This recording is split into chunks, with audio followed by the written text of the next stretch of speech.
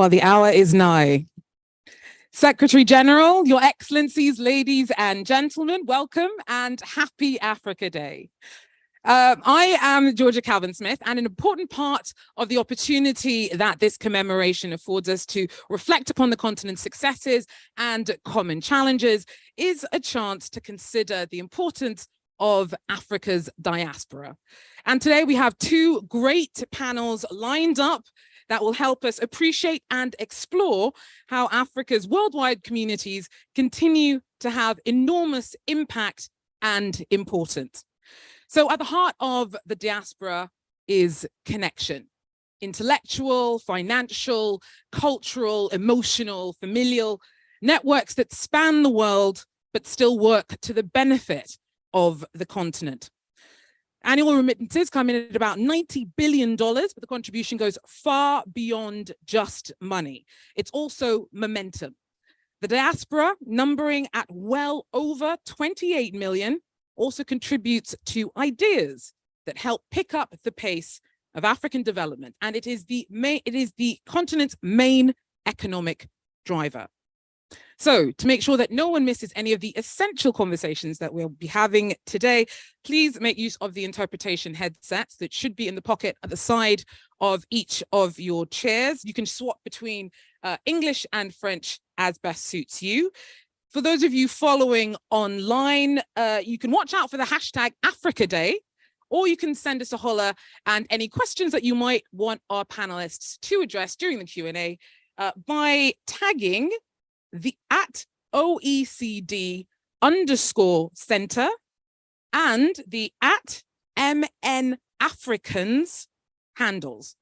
If you do send in questions, do please make sure that you indicate to whom you want the questions to be addressed. Now, before we delve into the panelists' perspectives on how to double down on that crucial link between the diaspora and development, it is my pleasure to first hand you over to the OECD Secretary General, Matthias Kohlmann.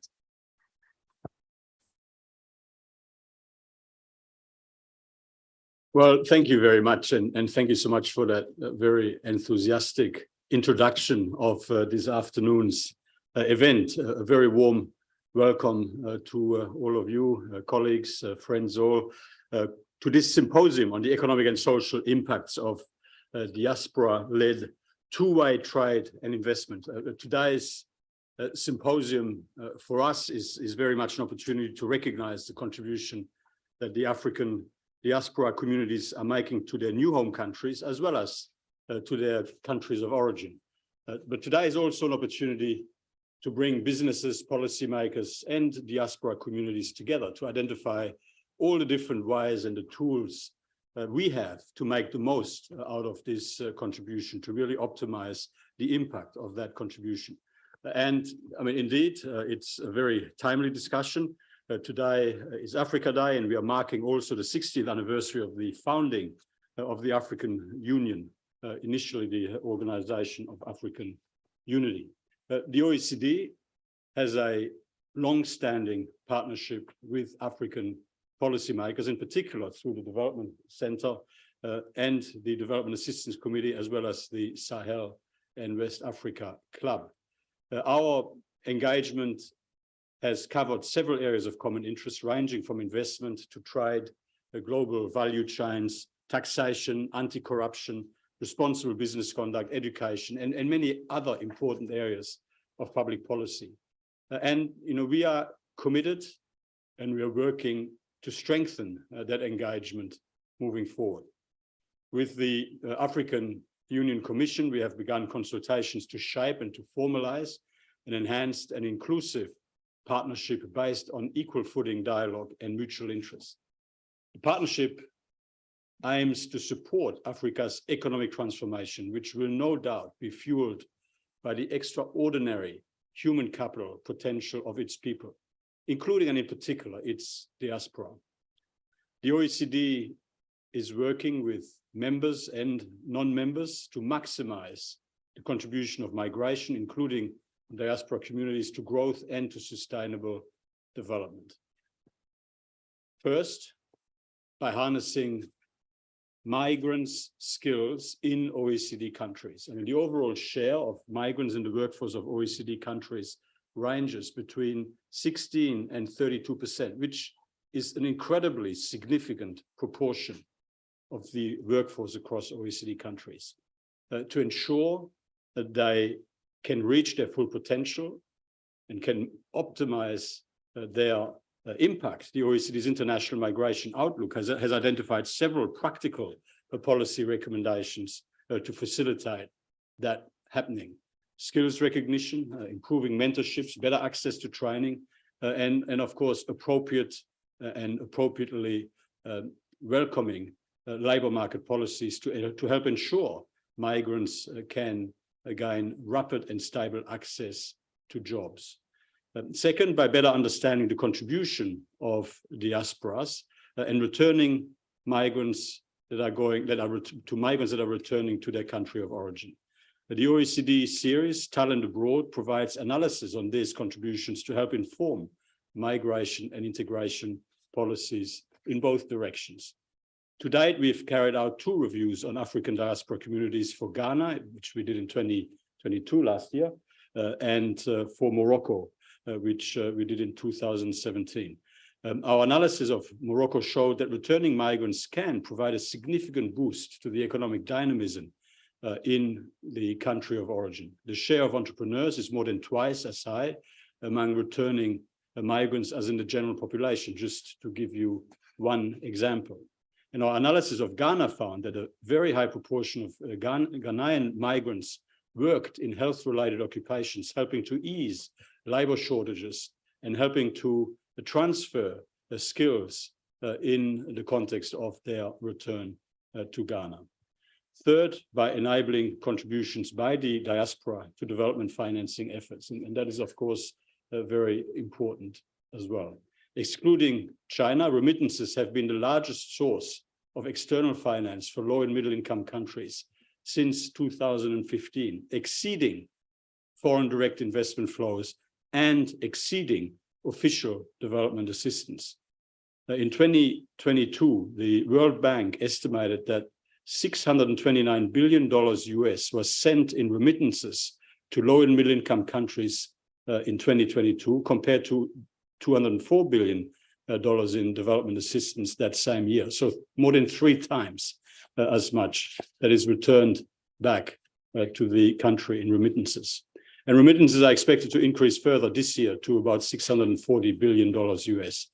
These remittances could be at least in part mobilized towards addressing the estimated $3.9 trillion financing gap for the Sustainable Development Goals. For example, grouped remittances can be incorporated into blended finance through instruments such as green, social, sustainability and sustainability-linked bonds.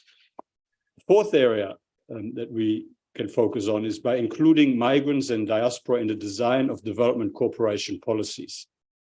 Italy, for example, has integrated diaspora communities in consultation mechanisms and helped strengthen the capacity of migrant organizations to support a development cooperation. The OECD helps support these types of efforts through our policy dialogue on migration and development. In closing, and mindful that there are many important perspectives to be shared by the panel, well-designed policy frameworks can help diaspora and migrant communities reach their full potential and also help to deliver the full benefit of what is possible when it comes to growth and development impact in both their destination and origin communities. I'm very much looking forward to hearing the outcomes of your deliberations today and to assess together on how we can carry this conversation forward to deliver better policies for better lives. I wish you an excellent, positive, productive, future-focused deliberation here today. And thank you so much for giving me the opportunity to say a few words right at the outset. Thank you, Raga. Well, thank you very much, Secretary General Matthias Cormann, for setting out what's been done to maximize the potential of the African diaspora. And now to zoom in even closer on the heft wielded by Africans and African descendants abroad, it's my honor to introduce Mr. Basile Adjuo, the president of the Minnesota African United. Minnesota, the MAU is a joint organizer of today's symposium. So thank you very much for what you've done to bring us all together here today. And MAU supports Minnesota's African immigrant community with representation from 55 African countries. So Mr. Adjuo, over to you. Thank you so much. Good afternoon, all honorable guests. My name is Basile Adjuo. I was born and raised in the Central African nation of the Cameroon.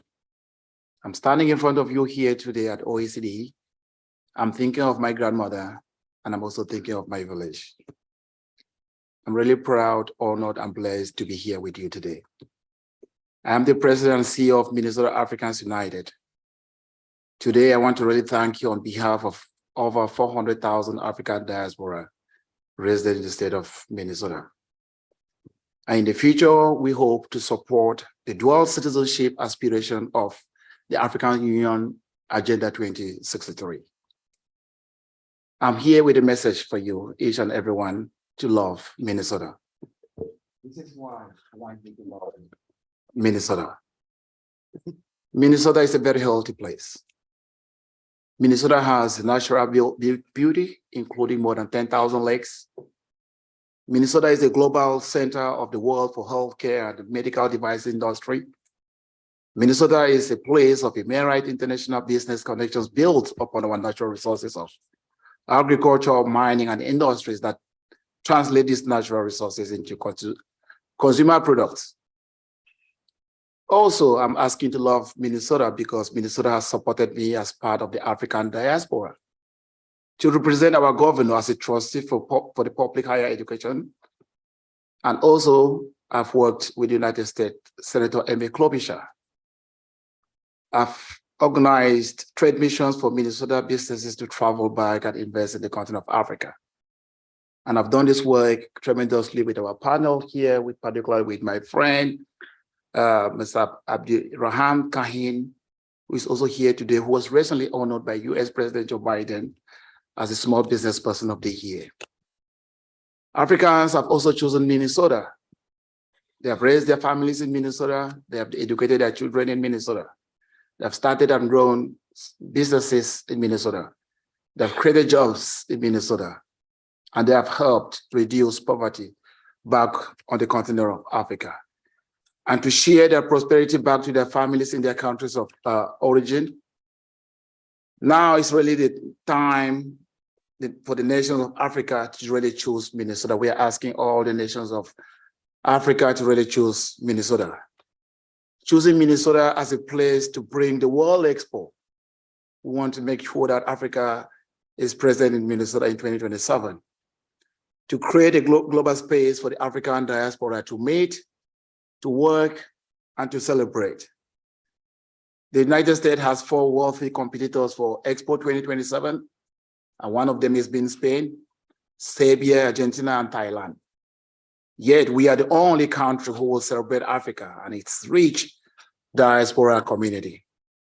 US Expo 2027 is a place to bring together the African nation and African diaspora for economic growth and improved healthcare and for vibrant families. The theme of US Expo 2027 is Healthy People, Healthy Planet, which aligns perfectly with Agenda 2063, specifically supporting by health and well-nourished citizens, including healthy lives and promoting well-being for all ages, and the United Nations Sustainable Development Goal, number 3. So I ask you today to help our team contact your counterparts here in Paris, contact your foreign ministers on our behalf, contact your friends, people who are aligned with your vision for the economic growth of Africa, and share this exciting economic opportunity for all African diaspora and for the continent of Africa itself. Before I go, I want to make sure that you know more about US Expo. If you really want to know more about information about the Expo, please feel free to talk to me or my board chair, Ms. Nalima Sitates over there. Or Nalima is also originally from the country of Kenya. Or you can talk to the World's Fair Fund, my friend, the former Secretary of State McRitchie right here. Or you can also hear from our US State Department, Anthony Pahigan, our senior advisor in the International Exposition Unit. It's time for me. Oh, thank you so much. Thank you. It's time for me to go. And I cannot just go without telling you one single word. And that word is, may God bless you. And thank you so much for your attention. Thank you very much, Basil Adjuro, for telling us more about Minnesota's role as an African outpost, which I personally wasn't quite aware of that. So thank you so much for all of that. Well, before we hear more about the ways that African actors from the diaspora have boosted private sector development and mutually benefited both their mother countries and their new home countries, we will unfortunately be losing Secretary General Matthias Cormann. So again, I'd like to thank him very much for being here to get the ball rolling with us.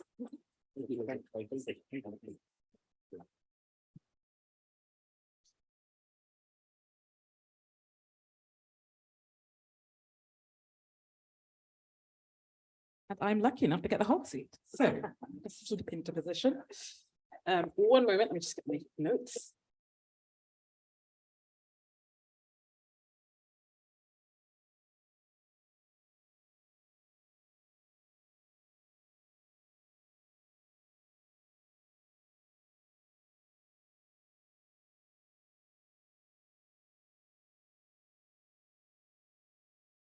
You all hear me? Excellent, right. So onwards, we're going to start off with our first panel, which will look at how the private sector can link diasporas with business opportunities in Africa. So I'm very happy to introduce our panel. With us here today to share their success stories are Abdul Rahim, otherwise known as Kahin, Abdul Rahman Kahin. Lovely to see you. Thank you so much for coming in. He's the founder of the Afro Deli and Grill, and he migrated to the US from Somalia in 1996. His projects are both entrepreneurial and philanthropic, and this year, he even headed to the White House to be named the National Small Business Person of the Year. So again, congratulations on that amazing feat.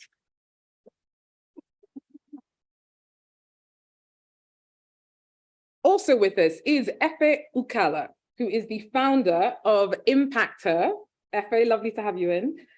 So Efe emigrated from Nigeria to the US to study before becoming a hugely successful investment attorney. She is now on the African Union's Africa Diaspora Health Initiative Steering Committee, and in 2017 set up Impactor to help African female entrepreneurs get access to the financing that they need, but so often struggle to get. So we'll be hearing more about that in the conversations to come. Also with us is Khadija Ali. Khadija, lovely to meet you. We had a lovely conversation earlier. I'm really looking forward to kind of digging more deeply into all the stuff that we brought up at lunch.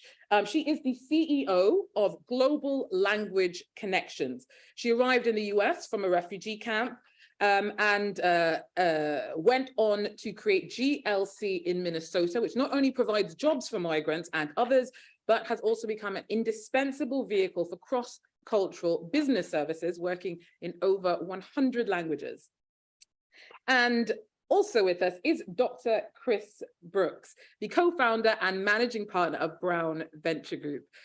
He sees the future of the world being centered on Africa, and he's focused on upping tech investment in the continent and its diaspora. Brown has a particularly strong link with the Black, Latina, and Indigenous investor community, and says that they found that the best educated, most investment-ready group of human beings in the US in 2018 were Black women. However, they received less than 1% of venture capital funding. He's trying to change that. So we're hoping to, look at some of the parallels between the findings of Brown Venture Group and some of the work that you do, Effie, because we were chatting about that earlier. So I'm looking forward to digging more deeply into that. But before we get on to that, first of all, let's set the scene. Tell us, each of you, what does being part of the diaspora mean to you, and how has that fed into your individual investment projects? We'll start off with you, Khadija. Well, thank you so much. Thank you so much. It's an honor for me to be here. My name is Khadija Ali. I am originally from, in America, you have to identify where you're from originally. I'm originally from East Africa, Somalia in particular. I did not become diaspora by choice. I am a former child refugee, but I had the, I guess, privilege to immigrate to the United States. And I lived in Minnesota longer than I lived anywhere else. I have two beautiful daughters I was given birth in Minnesota. So Minnesota became home. But what I've realized is when I immigrated to the US, I did not speak a word of English. And when we get to the United States, we didn't know how to communicate. So for me, I started a business during my college years. What I figured out is there are families like my family all over the United States that needed to culturally and language communicate with their providers, with their school systems. So I started a company called Global Language Connections. Should I continue? Yeah. So I started a company called Global Language Connections. At the beginning, the focus was to support and help East African, particularly Somali families. But what I've realized is I needed to broaden the language that I provided, because people were coming to me and saying, we know you have Somali interpreters, can we please get Spanish, Vietnamese? So I was able to create a company that provides over 200 languages, and we are in 33 states in the United States, as well as in Canada and East Africa. So I'm honored to be here, and thank you so much for having us. And before we hear from some of the other panelists, before we hear from some of the other panelists, you were saying that from the operation that you started in Minnesota, you've actually headed back to Africa to set up offices in East Africa. Yes, and I think thank you so much. In 2029, after I found success and I was able to scale my company, I wanted to go back to East Africa and kind of not only just do business, but I wanted to find out women in Somalia who are very entrepreneurial, what resources do they have? Because I have had a lot of challenges as I was trying to scale my company in the United States, where we have great policies in place, even though there's a lot of red taping for women of color, but still there's a lot of, with affirmative action and the civil rights movement, there is a lot of opportunity for me to kind of push, and there are great institutions in the United States, particularly in Minnesota, to support me to scale my company. So I wanted to do more study in East Africa. So I was able to travel back, meet with women entrepreneurs, and realize all the challenges they were having. And also Minnesota has 19 Fortune 500 companies that are doing business in Africa, some of them. But then there was a lot of issue, particularly in Somalia, being stateless for almost 2 decades. There were a lot of challenges. So what I've decided to do is work with private companies and see how we can bring investment back to particularly women and youth. But then there were also a lot of issues with policies, and they needed, protection. So that's something that I've been, I think, working on since 2019. Thank you so much for that, Khadija. With my mic, mom. Thank you so much. Right. So, Effie, there are actually a lot of parallels in the substance of your focus between Khadija and your story, although your paths are very different.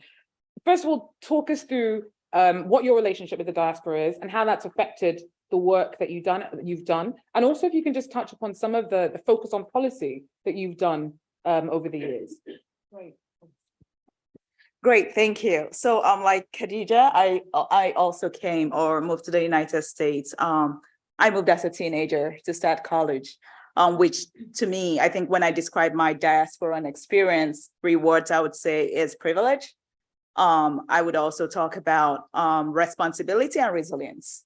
That is how I would sum it all. I came to the US as a teenager, from going to public schools. I'm talking of schools where, the roof is falling, no windows and all of that. So coming into an environment where you had air conditions in the classroom was really, a huge change for me. And going through that, graduating and finding it very difficult to really assimilate, I think we talked about that during lunch, into the community that I found myself at that point, which was Chicago, trying to find jobs and just going through all of that and finally, in quote, making a level of success, made me sort of look back and ask myself, what's going on with those at home?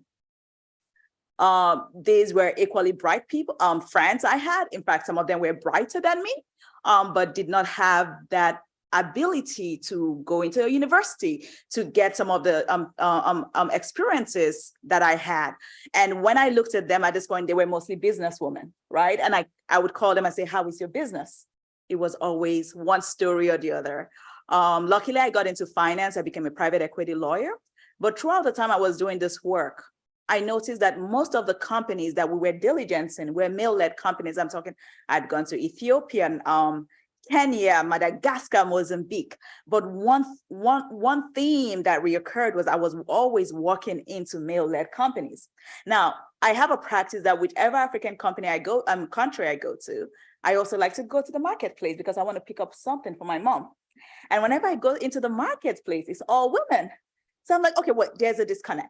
Is it that we're not finding some of those women to invest in, or are they not coming to the table at all to say, look, I need money? But when you have conversations with them, they need money. They need the resources to grow, and also from my personal circle. So that was really how Impact Her, a foundation, a nonprofit foundation I started, was birthed. That became my connection as a diasporan into Africa. And since I started Impact Her in 2017, Impact Her has directly supported 69,247 African women entrepreneurs in 53 African countries.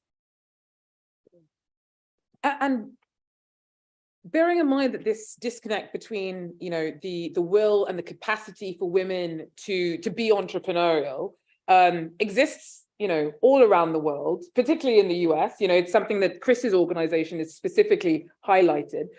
Why did you feel the need or want to start tackling that issue in Africa, even if that is where you kind of noticed the problem? You're based in the US. I was still a quote from Kwame Nkrumah at this point. A girl leaves Africa, but Africa never leaves a girl. That was really why. But in addition to that, and obviously a lot of this work requires that I'm on the continent from time to time. But in addition to that, African women are also known to be one of the most entrepreneurial, right? And we also don't have a lot of the social services that the rest of, like, most developed countries have. So when you look at the economic landscape for the African economy, you would notice that, people basically eat what they find, right? Like, if you don't have access to a farmland, guess what? If your neighbor is not kind enough, you may go hungry because there's no country, there's no government to support you, right?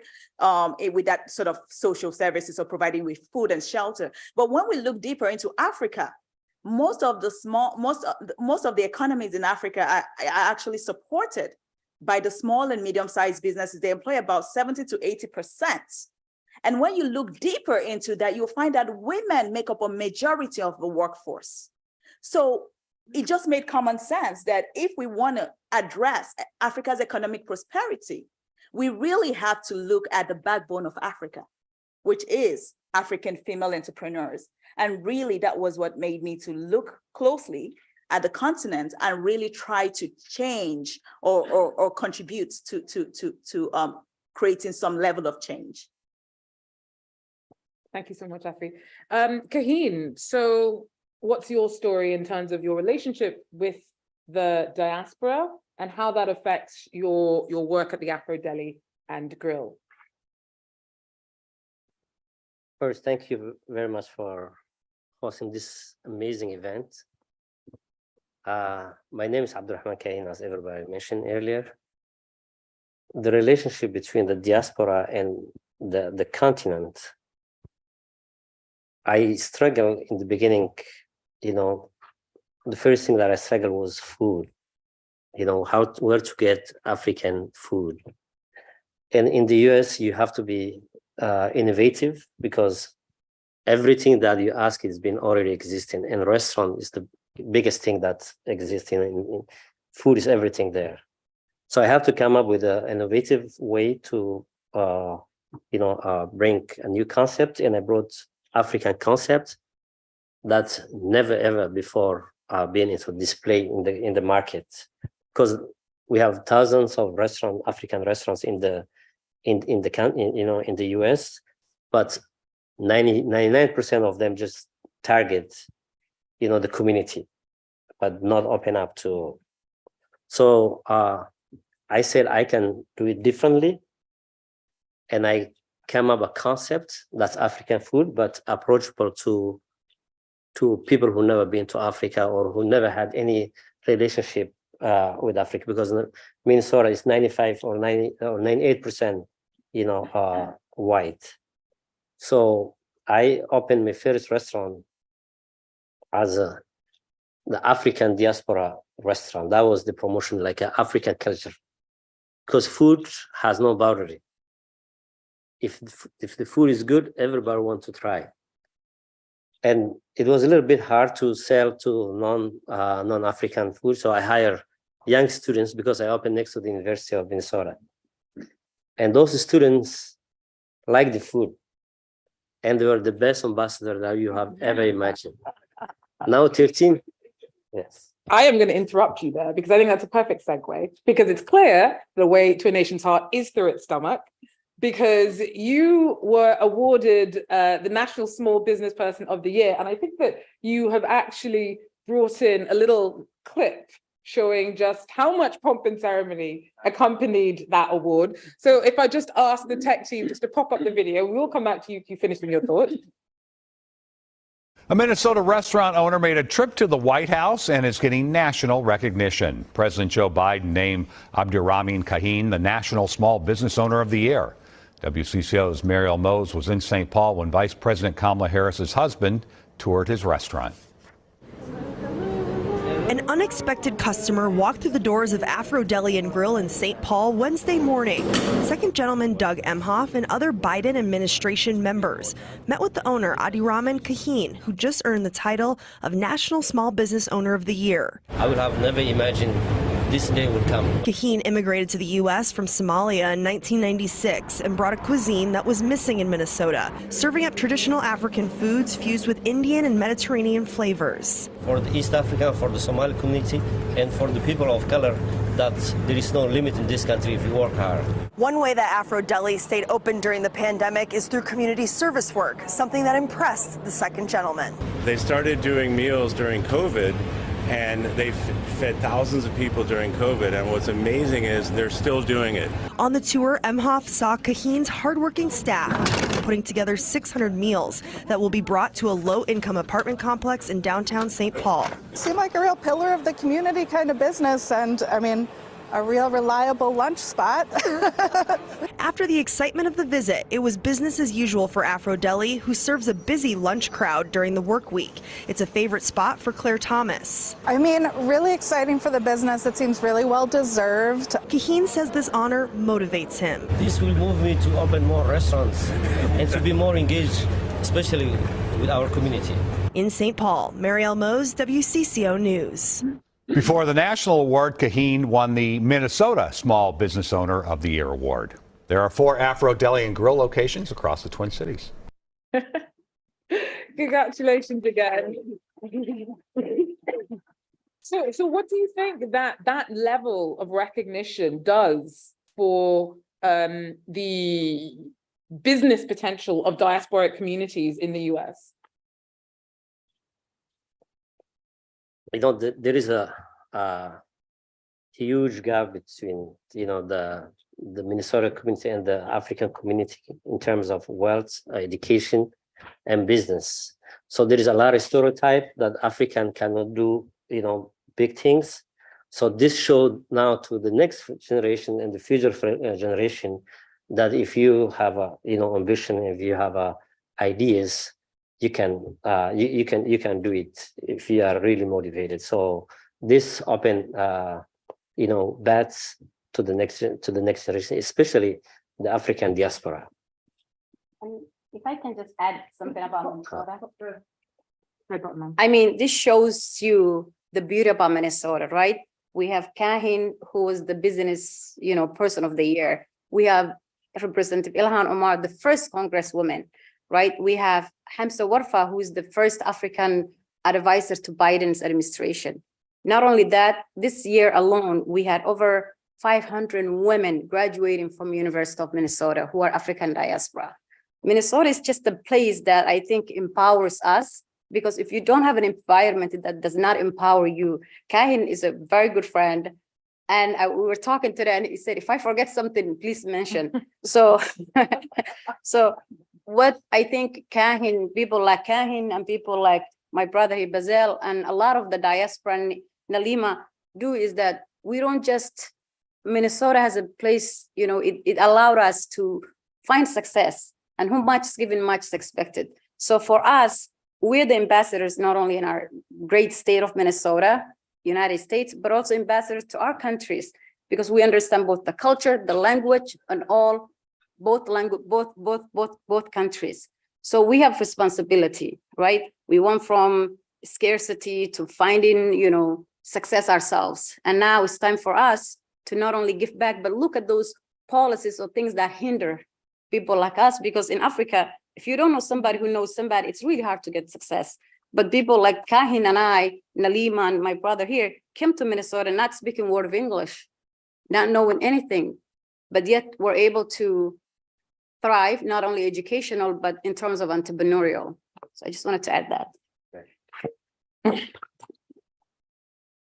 And Chris Brooks, so you are in a unique position, because I think it's an opportunity to look at the multifaceted nature of the diaspora. So everyone here else on the panel was born on the continent. You are a descendant of Africans, in that I think your mother was half Nigerian, half Jamaican.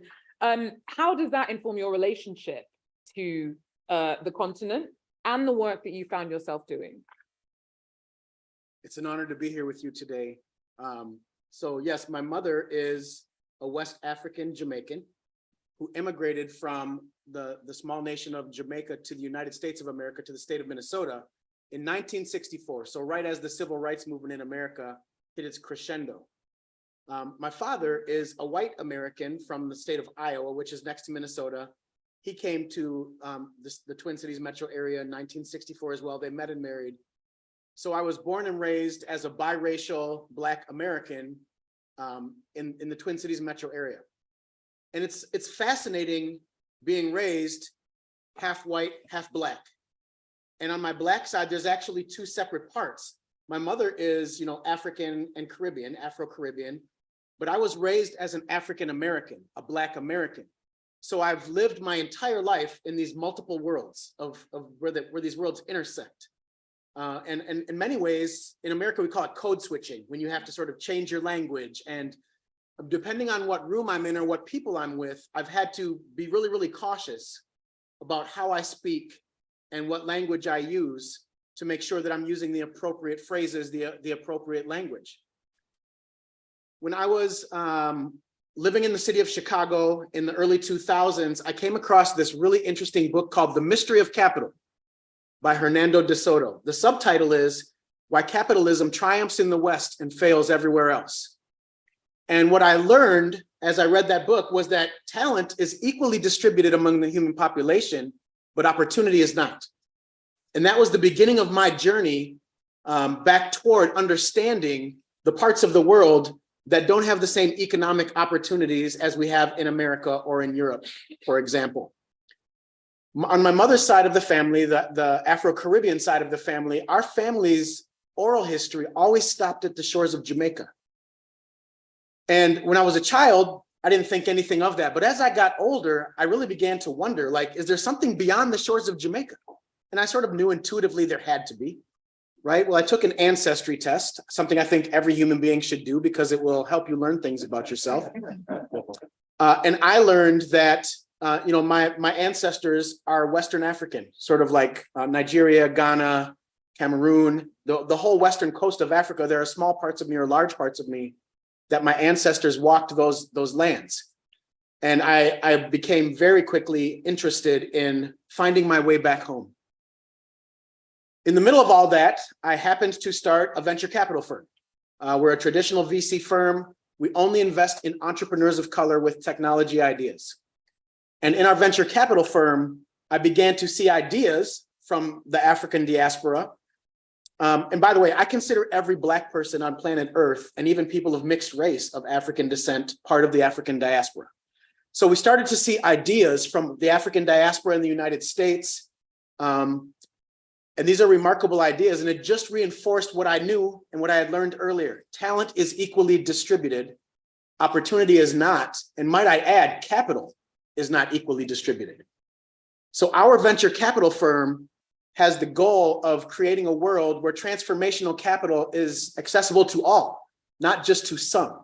And so that's how we invest. We find really great entrepreneurs of color with really great ideas, and we deploy strategic capital in the right amount at the right time to help those entrepreneurs scale their businesses and eventually exit their businesses, creating brand new economic value. And if we get this formula right, not just our firm, but if we as the world community get this formula right, we can see Africa make significant progress in a very short amount of time. Thanks so much, Chris. What about the rest of the panelists? Does it matter to you how wide the definition of diaspora is? Is it about, is there a difference in the nature of the connection to the continent's economic fortunes from those born and born on the continent who've popped out for a bit and plan to go back, those born on the continent who've left and don't plan to go back, or those descended from the continent? She can elaborate, but she's the expert. But I'll say that. I'll say that as an African diaspora, I would not have had the opportunity if it was not the African Americans. So I do believe they're part of the diaspora, and I do believe that we're able to afford certain things right now because of their experience and what they have overcome. So they have paved the way for us as an African diaspora. No, agreed. Yeah. And Afi, do you think that there is a specific perspective on investment in the continent that can only or specifically comes from the diaspora? I think that the diaspora, in terms of investment, I feel like they understand the African landscape the best. And I say that, even from their risk perspective, right? I say that because when we look at the numbers, right? For example, in 2021, 96 billion went into Africa as remittance from the diaspora. Let's compare that to the same number in 2021, where I believe it was about 35 million from, I think these were from the development financiers. And then we also had about 88, sorry, these are billions, sorry, I meant billions.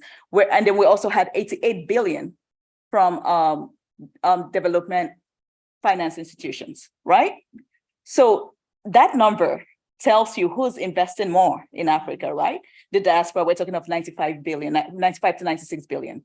That is a lot. So that tells us that they understand the landscape better. And this money, we're not talking about loans, we're not talking about we're talking about like free money to families, grant money, right? So I think they understand it the best. Now, the only part that I think I want to see, if you had to ask, like improve, is how can the diaspora, how can we become a bit more organized to be able to channel this funding into bigger projects on the continent? And I think those are kind of projects that MAU is actually looking at, right? We have 100 billion yearly deficit gap in infrastructure. Let me repeat that, 100 billion, right? Africa needs to be able to build its roads, electricity, infrastructure that would allow Africa work. Given that the diaspora already sent at least 95 billion, right? This was 2021. That can be done. But I feel that that risk on that part of the equation is what the diaspora really needs to understand. And how do we get ourselves more organized? But I would say, again, the diaspora understands Africa the best, and it's actually one of the biggest contributor to Africa's economic prosperity. In terms of Did it go? Almost got there. In terms of trying to reshape the perception of risk of investing in the continent, how does the success of diasporic businesses almost feed into the perception from elsewhere in terms of investing in the continent? For example, you, Khadija, you do a lot of business matchmaking. How does your success encourage, or if it does encourage others to look towards Africa and be like, all right, you know what, it's worth investing money there? Well, there are a lot of interest in Africa because of the population, right? Africa has the youngest population anywhere else in the world. But yet, depending on what part, Africa is not all equal in terms of risk and investors. My focus is in East Africa, particularly in Somalia. Somalia was stateless for 2 decades. We're still rebuilding our institutions. We're passing policies and things that protect the investors' side of things. But yet they're still very much curious. Actually, recently we had a trip with how many countries did we go? 5. Yes, and companies are very much interested because they do need the workforce, and there are a lot of talent in Africa. But then we need to educate companies, especially in the West, to make them understand. Like, for example, Somalia, one of the things that sustained the people was the business community. Mm-hmm. There's a level of trust, but we need to translate that into policies that protect investors. Even myself, I don't want to just go and invest my own money into, because there are certain things that still need to be put in place in terms to strengthen that trust between the investor and the people in the continent, it's particularly in East Africa. And let's also look at specifically, like sectorally, like when we're talking about investment, what kind of sectors we're looking at. Chris, what would you like to see when it comes to, what sectors do you think should be mainly focused on in terms of boosting investment in the continent? So I have a bias when it comes to this conversation. We invest in tech. We invest in tech specifically because it scales quickly, creates enormous value quickly, and then when there's some sort of liquidity event or exit, you can redeploy the gains, and it just becomes this ever-expanding economic pie. So I'm a big believer in tech. Africa is actually producing right now some of the world's best innovative technologies. I also believe that in Africa, the energy sector is ready for a significant investment, right? And this is a double bottom line, because you can get financial gains and financial returns, but you can also help the continent accelerate its progress toward becoming energy independent. Right now, Africa, in a wide variety of ways, is dependent on the rest of the world, although Africa has most of the resources. It's an inverse pyramid. It's unjust. So an investment in Africa can still bring a handsome return, but a proper investment in Africa actually helps those living on the continent live better lives, become healthier, gain economic independence. And at the end of the day, the proper equation should have an extremely large bottom line for the continent, not just for the extractive nations who come in and extract all of the value. And Kaheen, so you do a lot of work with diasporic communities in the US. How does reinforcing these networks feed back into economically reinforcing the continent of Africa? For me, I took a different approach. Instead of investing, I'm into philanthropism. For example, in 2017, there was a big drought in East Africa, and we had to organize ourselves. And I started with then I had 2 restaurants. I said my restaurants will, for example, I took a day and said that Friday, my restaurant will give 50% of the revenue, not the profit, to the droughts. And a journalist pick up, and then at the end of the day, there was 43 restaurants that signed up because we tweeted. And 43 restaurants chose the same day I chose, and we took $180,000 cash.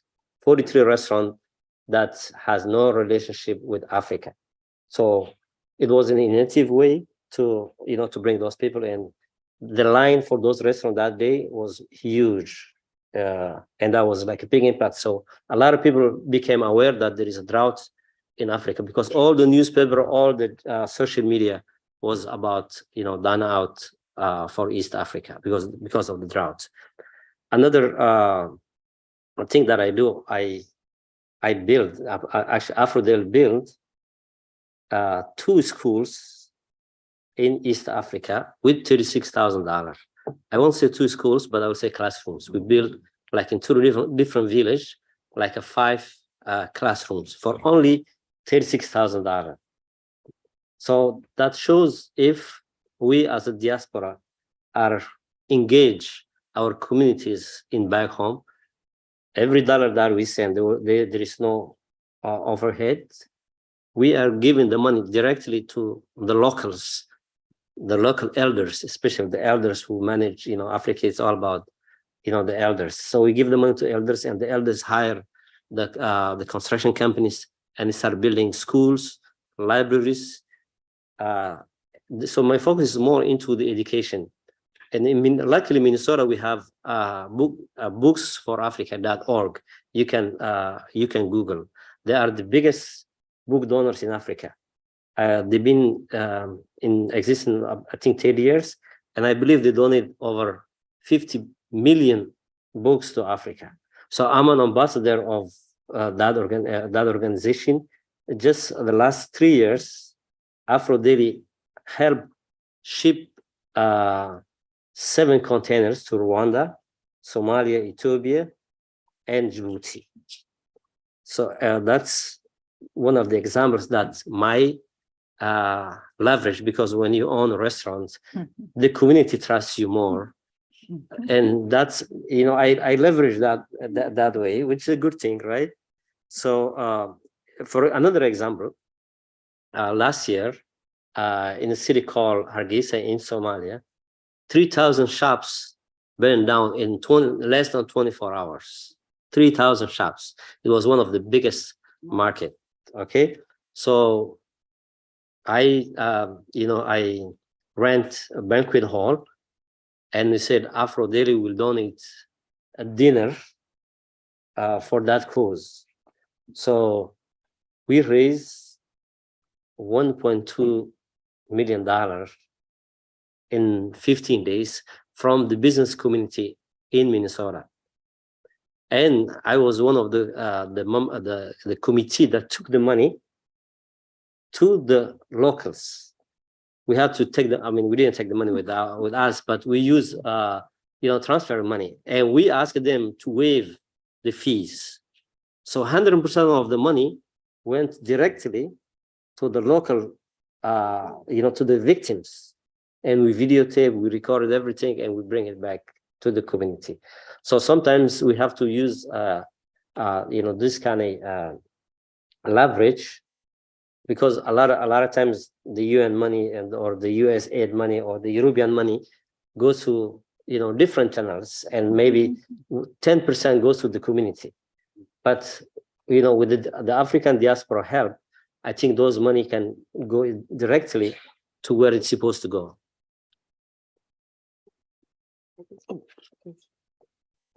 And actually, thanks to Kahin and that team, they were able to rebuild that market.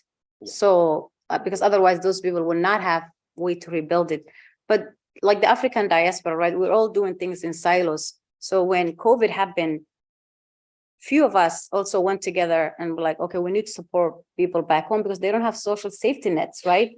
In America, at least we have programs and all this other, great social safety nets. We're able to support 900 women business owners to sustain their business. Not only that, they return the investment and pay forward. But we're all doing this in silos, right? Doing small little thing here. He's doing something, she's doing something. But I think the African diaspora can be much more organized, because I think when we can work together, we're much more powerful. So what does it take to make that happen? Chris. I've been waiting for the right moment to say this. In Ethiopia, there's a proverb, and the proverb is, when spiders unite, they can tie up the lion. And I believe that right now is the exact right moment in human history for all of the members of the African diaspora and our allies, those who do not identify as Black, but are down with the cause. I think now is the time for the spiders to unite, and we can transform the world. We can make a different world. It doesn't have to be this way. We can make a different world. We just need to come together.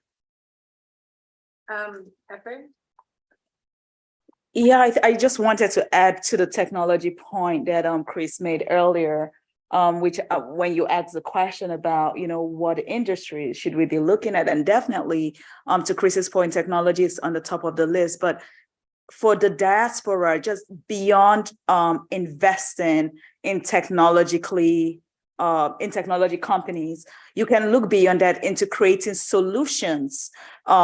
If you're a small business owner or you own a mid-level enterprise in the diaspora, you can look to creating solutions that can help African businesses integrate technology into their businesses. I mean, a recent survey was reported by the World Bank actually this year that showed only 7% of African small and medium-sized businesses had integrated technology into the process. Right. And we on the side of the world understand the power of having technology. You're scaling your productivity is faster, but we cannot have those small businesses lagging behind, especially in the context of the AFCTA, that's the Africa Free Trade Zone, which is also sort of, heavily embedded in technology, right? How can people trade if their businesses are not supported by technology? Right. So I think that the diaspora can also think about solutions, and this could be for-profit solutions to provide to the small businesses so that we can increase that 7%, which is a bit alarming. And what about other ways of building capacity on the continent beyond just financial? I mean, you guys, the amount of skill and experience we have on the panel today is phenomenal. If you kind of cast the net even wider, how do you funnel that diasporic experience back to the continent in a way that boosts African economic development? Anyone?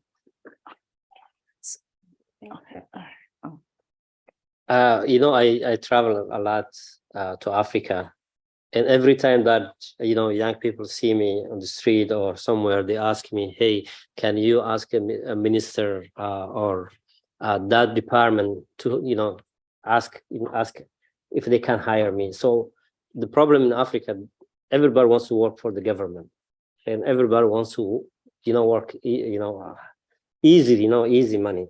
So the role of the diaspora, we wanted to promote entrepreneurship, and by, promoting more entrepreneurship, I think Africa has, everything to really surpass India or those developing countries. As he said, Chris said, what's lacking in Africa is the opportunity, and we as diaspora, we need to create opportunities. If our homelands or our host governments allow us to work with them and be the vehicle to use those funds. What's interesting is that you've just said that there isn't enough entrepreneurialism, but yet we've also spoken a lot about how women in Africa are particularly entrepreneurial. So how do these two truths connect in your opinion, Effie? So I think even taking a step back there, right? Like when we just talked about how the diaspora can contribute for financing, because I think that's actually key to what Impact Her does, right? The way I look at it is everybody has something to give, no matter what part of the ladder you sit on, right? So beyond the money, we are also looking at, to his point, the skills, right? But how can we help those businesses with the business knowledge? When we conducted a survey, we found a lot of women entrepreneurs were lacking in the business knowledge. Now, these are extremely bright women. They've gone to school, illiterates, right? But the practical part of running a business is where they lack, right? So we at Impact Her, we would work with members of the diaspora, and even in Africa, to be able to provide trainings to those women. Beyond trainings, we provide one-on-one advisory support. So to the extent that she needs a financial statement to be able to apply for a back loan, which I know is a different topic, right? We put the application together. To the extent that she needs a pitch deck to come to someone like Chris, guess what? We put that together. Because what we found for women entrepreneurs is that they don't have access to the Old Boys Association. Mm-hmm. And what do we mean by that? We mean where, and I worked in the private equity industry. So by the time a man is coming to come pitch to us, guess what? He's called John, he's called Andrew, They all know, okay, this is what his investor is looking for. So if you do this and you do that and you show up, guess what? You look a bit more palatable to them. But women don't have that access, right? And sometimes we're also hiding information from each other. Oh my gosh, she's my competition. Why should I? So we try to make sure that we are using that knowledge from the West to be able to give her the access she needs to grow her business. And we found that doing that, we've actually helped. Now, besides the money part, just giving women the tools and the access they need beyond financing actually helps boost their business. We conducted a survey, and within 6 months of our intervention, for example, during COVID, we directly supported about 10,000 women, preventing them from complete shutdown. During that period, we found that they had a revenue increase on the average of 52.5% without exchanging money. So there is power in there for the diaspora to be able to use its skill set to help another business on the continent beyond the finances. At the risk of, I don't want it to get to a point where it's like we want to set the diaspora up as some kind of white knight for the continent. How can the diaspora better bridge and amplify success stories already operating on the continent?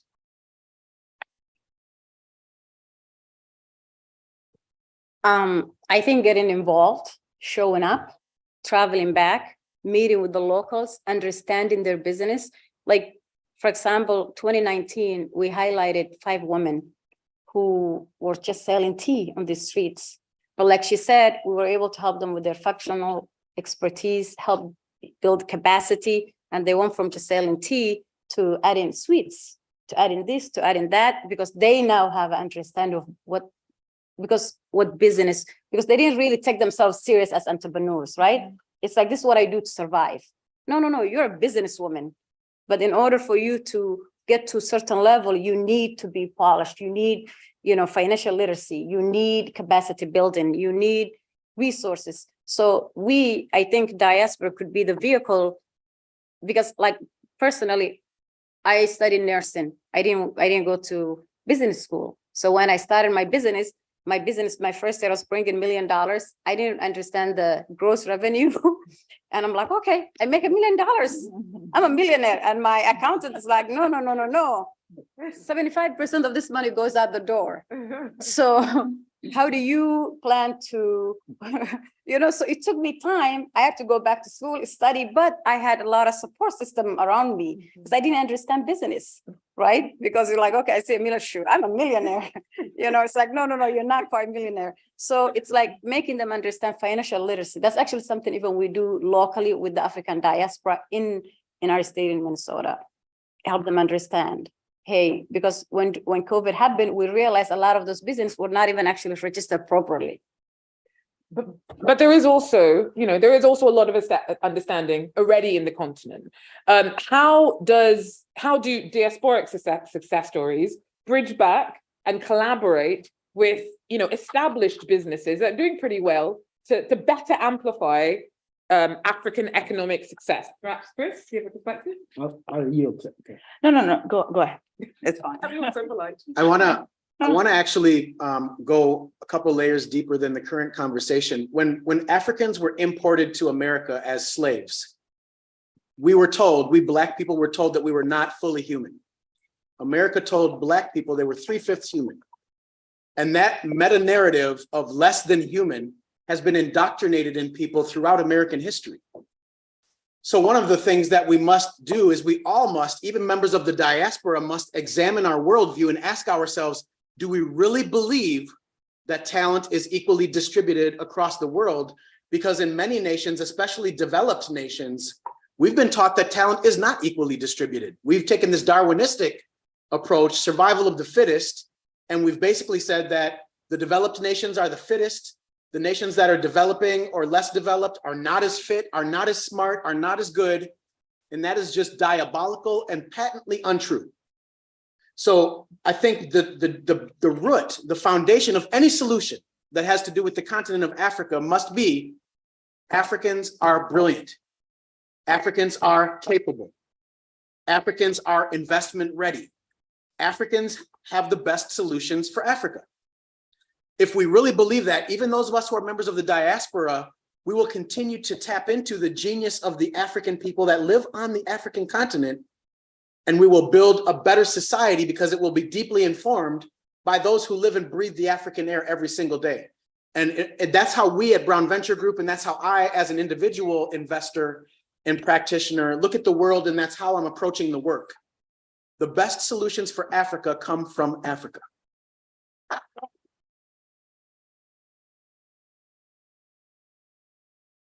On those inspiring and very true words, I'm going to thank our panelists for all of the insight that they've given us so far, the work that you've done, and throw the floor open for questions. Any housekeeping notes I should share with you? Okay, so a mic will be shared amongst the room. Just pop your hand up if you have a question. Prior to, oh, right, okay. Apparently, can they just Can't they use the system? Yeah. All right, okay, so if anybody who's in front of one of these little gadgets, gizmos, thank you. Gizmo, press the red button, your words will be broadcast to all. But prior to questions from those of you in the room with us now, I believe that we have a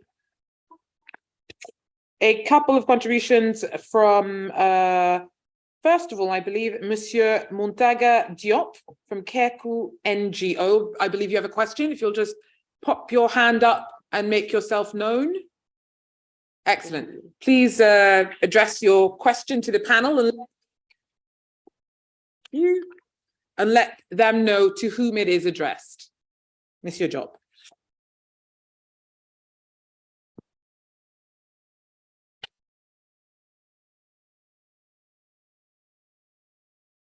Bon, je suis Diop Muntaga et je suis le président de l'association Kirikou au Maroc et en France. C'est une association qui s'occupe des mineurs migrants, des familles migrantes pour leur intégration, leur insertion socio-professionnelle, malgré souvent les péripéties de l'Algérie. Désolé, Monsieur Diop, je vais vous arrêter pour un moment parce que je ne crois pas que notre panéliste a pris le temps de mettre les headphones. And there are the only two people who will understand.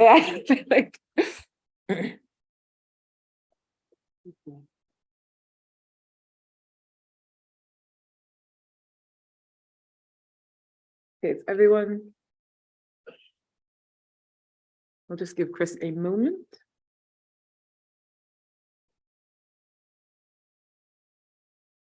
Okay, Monsieur Diop, s'il vous plaît.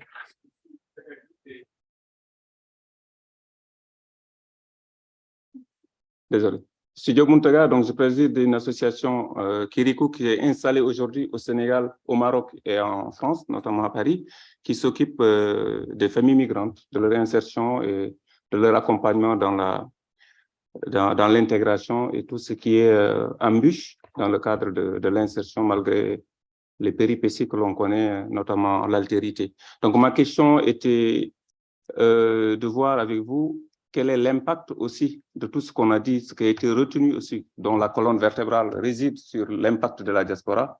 Quel est le rôle aussi de la société civile migratoire et est-ce que les couches vulnérables qui sont issues de la plupart de la diaspora, qui sont rétrécies dans les mouvements migratoires, sont impliquées dans ces perspectives d'analyse, de développement et tout ce qui est aussi la régularisation de leur situation économique par rapport aux fonds et les transferts qui impactent bien évidemment les conséquences du développement en Afrique.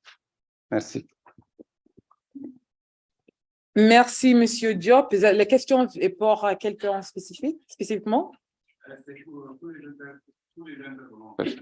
Parce que j'ai entendu tous les acteurs parler de l'impact un peu de développement de la diaspora, mais je n'ai pas encore entendu un impact spécifique sur la migration, sur les migrants, les acteurs de la société civile qui bougent aussi dans la migration.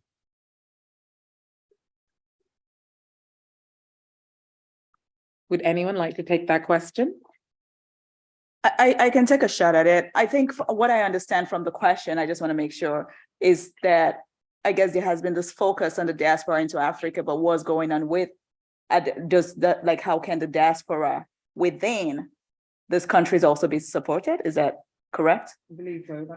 C'est le but, Oui, il y a parce que je pense que la migration aussi, même au niveau de la diaspora en Afrique, de facto, elle est migratoire.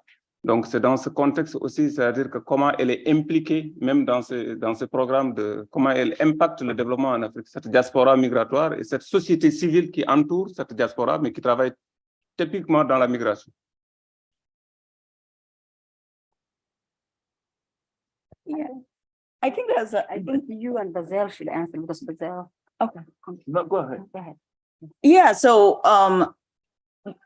I would consider myself a migrant, right? I moved to the United States as a teenager and basically went to college there. So I think it's really I think from my perspective, it's really about figuring out what you're good at, what you like, and how you can come together collectively to support. So I started Impact Her. I'm the founder of Impact Her with the sole mission of figuring out how to galvanize resources to help women in Africa, right? And we've been able to do so in 53 African countries, providing them with the skill sets, the trainings that they need to be able to prosper in their businesses, and which translates into their personal lives and also benefits their families. I hope that addresses it. I just want to add, there are different levels of migrants, right? Me, I'm a former child refugee. I could not speak a word of English when I get to the US, me and my family members. But I think she came for education, already probably speaking English, right? So there are different levels within the diaspora and immigrant communities. But I believe we have created systems and groups like African United that support, depending on what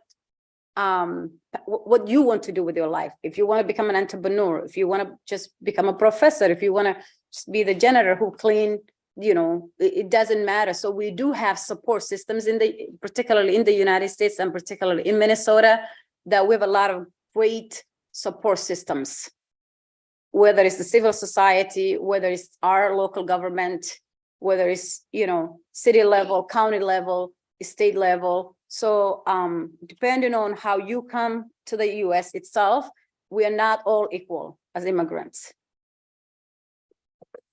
Since she voted for me to share a word, you have heard from each and every one of the panel.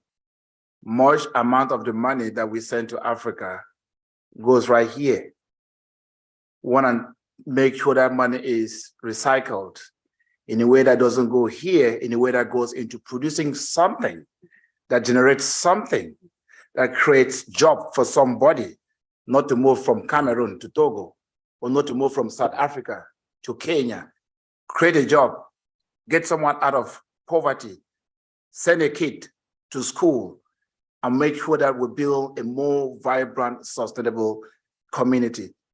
That is why we lead trade missions for African diaspora firms, United States of America.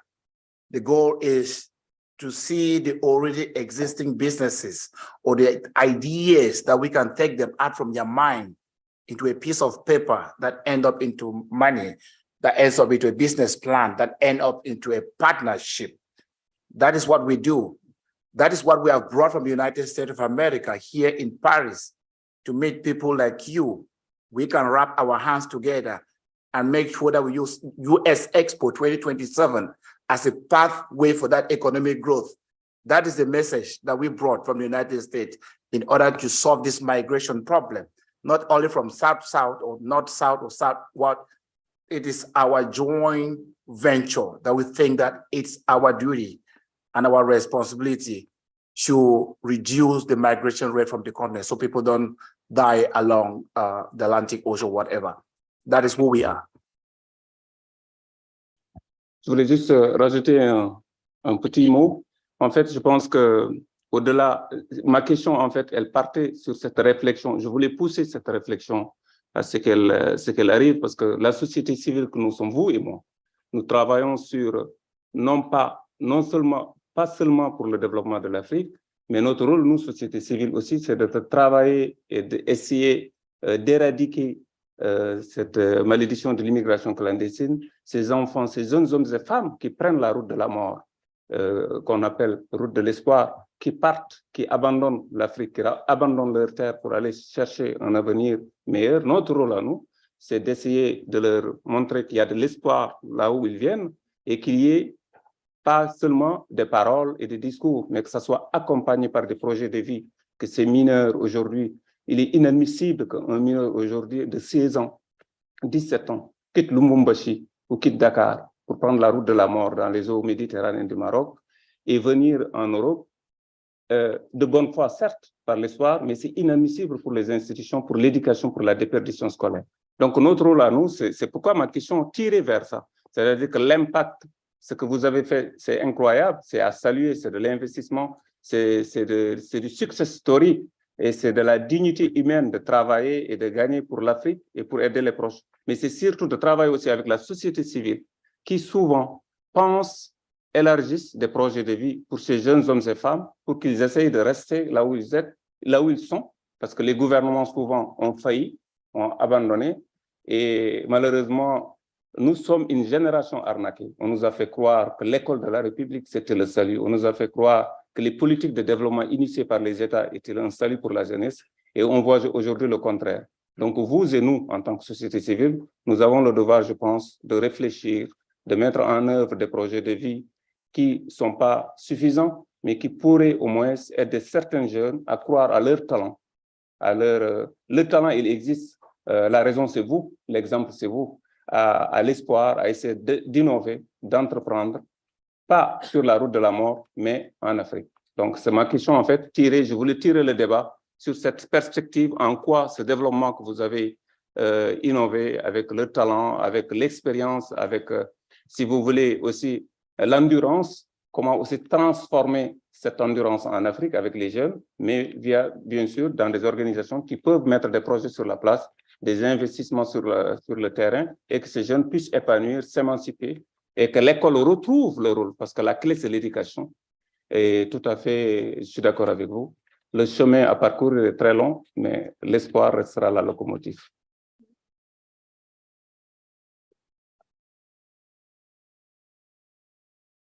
I guess, you know,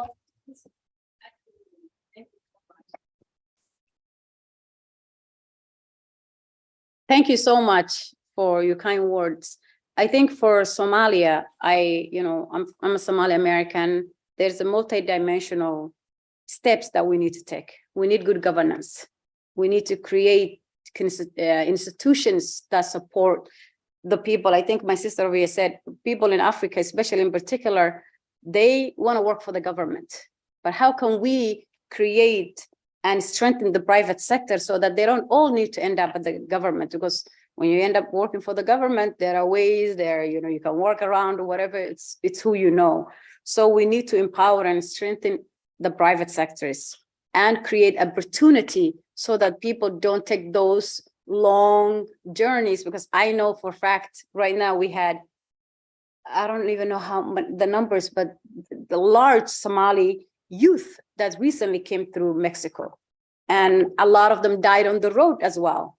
So how could we stop that? And then when they get to the US, they actually said, one of my friends told me her cousin is staying with her, and she said to her, is this it? I had a cleaning lady in Africa. Now I have to be the cleaning lady. So how could we educate them and let them know the West is not all that is made up to be, Of course, there are opportunities and in the United States, but at the same time, we could create the same opportunity for you back home. because we need your skills, we need your talent, we need your youthfulness, and we need you to stay in the continent. So thank you so much for the question. Effie? Yeah, no, thank you. And I agree with Khadija. Excellent question. I know we've talked a lot about, where the government is failing us, in like broadly, but I also think that the question you've asked, the private sector has a huge role to play. The government has a role to play. The government's role, I feel like one of the critical roles that the government should play for us is creating enabling environments, policy, right? How do we make sure that if people are remaining, policy supports them? We've had instances in, for example, Nigerian markets where, a state's government wakes up one day and then goes and demolishes all the stores in a sector, saying, oh my God, yeah, you built your stores in the wrong zoning area, right? So basically you wake up, this actually happens to a friend, and your whole business is down. A friend of mine running out, she's seen bulldozers like literally, taking the store down. That cannot be sustainable. What message does that send to an entrepreneurship community? What message does it send to the young girls or the young boys who actually want to work?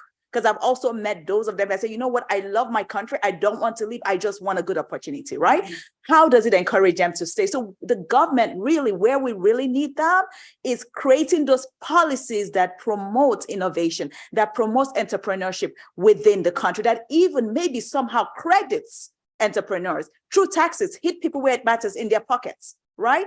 Maybe if we think about, creative tax methods to help, improve the entrepreneurship community, to help encourage people to be entrepreneurs, that would help. Now, on the private sector, like what Khadija does, what Emma is doing, like going and working with entrepreneurs, or Impact had training the entrepreneurs, we found that a lot of women that we train, because the 69,000 women I mentioned, we all provided those trainings and support to them for free. Now, what that has done for them is a lot of them actually write us and say, you know what, you have helped me. My business revenue has increased by X. And there are women in my community that don't even know about this, and they don't even have a job. They just sit at home doing nothing. I actually want to go and teach them my skill. And the first time I heard that made me pause. And I asked this lady, and a lot of them says doing it. I asked her, you mean you want to teach her your business so that she becomes your competitor? Yes, I want to teach them. Can we just give me a hall? I need 500 women, right? And a lot of those women that were taught these entrepreneurship skills went on to start their small businesses, and get this, without no grant from anyone, without no loan. They were just able to pull little money from family and friends to get, maybe those are grants, family and friends to start a small business. They didn't need the government to support them. They just needed the know-how. They just needed someone to hold their hand. But all of that would not have happened without the intervention of the diaspora, right? So I think these are creative ways we could think about it and continue to work so that we can help create jobs on the continent. We can also help encourage the to-be entrepreneurs and current entrepreneurs. And actually, you were mentioning about, is the diaspora in a unique position to put a certain kind of pressure on policymakers to create a better enabling environment? Because you were telling us earlier about direct correspondence that you've had with heads of state on the continent, pledging a commitment to try and improve the environment for female entrepreneurs. Tell us a bit about that, please. Great, no, thank you. And when I started this conversation early in the afternoon, I talked about privilege. I felt like the privilege I had was obviously growing up in Africa and experiencing the realities, that a lot of the people I support on the continent experience, right? But on the other hand of the privilege is when, fortunately or unfortunately, when I go into, let's say, Nigeria, and I said, I want to meet with X, Y, and Z, and this is someone who it would take 60 days to get a meeting with. But once they knew, she came from America, guess what? Let's get her in ASAP, right? So that is a privilege. So how I have learned to use that privilege for good cause, which is policy. So for example, during COVID-19, one of the huge observations that we noted was that a lot of a lot of businesses were suffering. We know that, but particularly female-led businesses were hit hard because remember, most of those female entrepreneurs are also homemakers. They're also the one keeping their home. They're the glues to the home. So they are juggling different things at the same time while also supporting their husband, whose business also is going down, right? So it's 10 different hats. So we noticed that we conducted a survey and noticed that women-led businesses were disproportionately affected. And obviously, we knew that there were a lot of the resiliency packs, the money that the governments were making available, different African governments were making available to small business owners. Now, when we look deeper into that, guess what? It wasn't really a realistic scheme. Why was it? For example, I'll take the one of Nigeria. We looked at it closely. It had in that fund that was made available, a huge percentage was reserved for the airline industry. Another huge percentage was like construction and something else. So by the time you even went back down to the normal Jane Doe and John Doe, who's on the bottom of that SME pool, there is nothing left.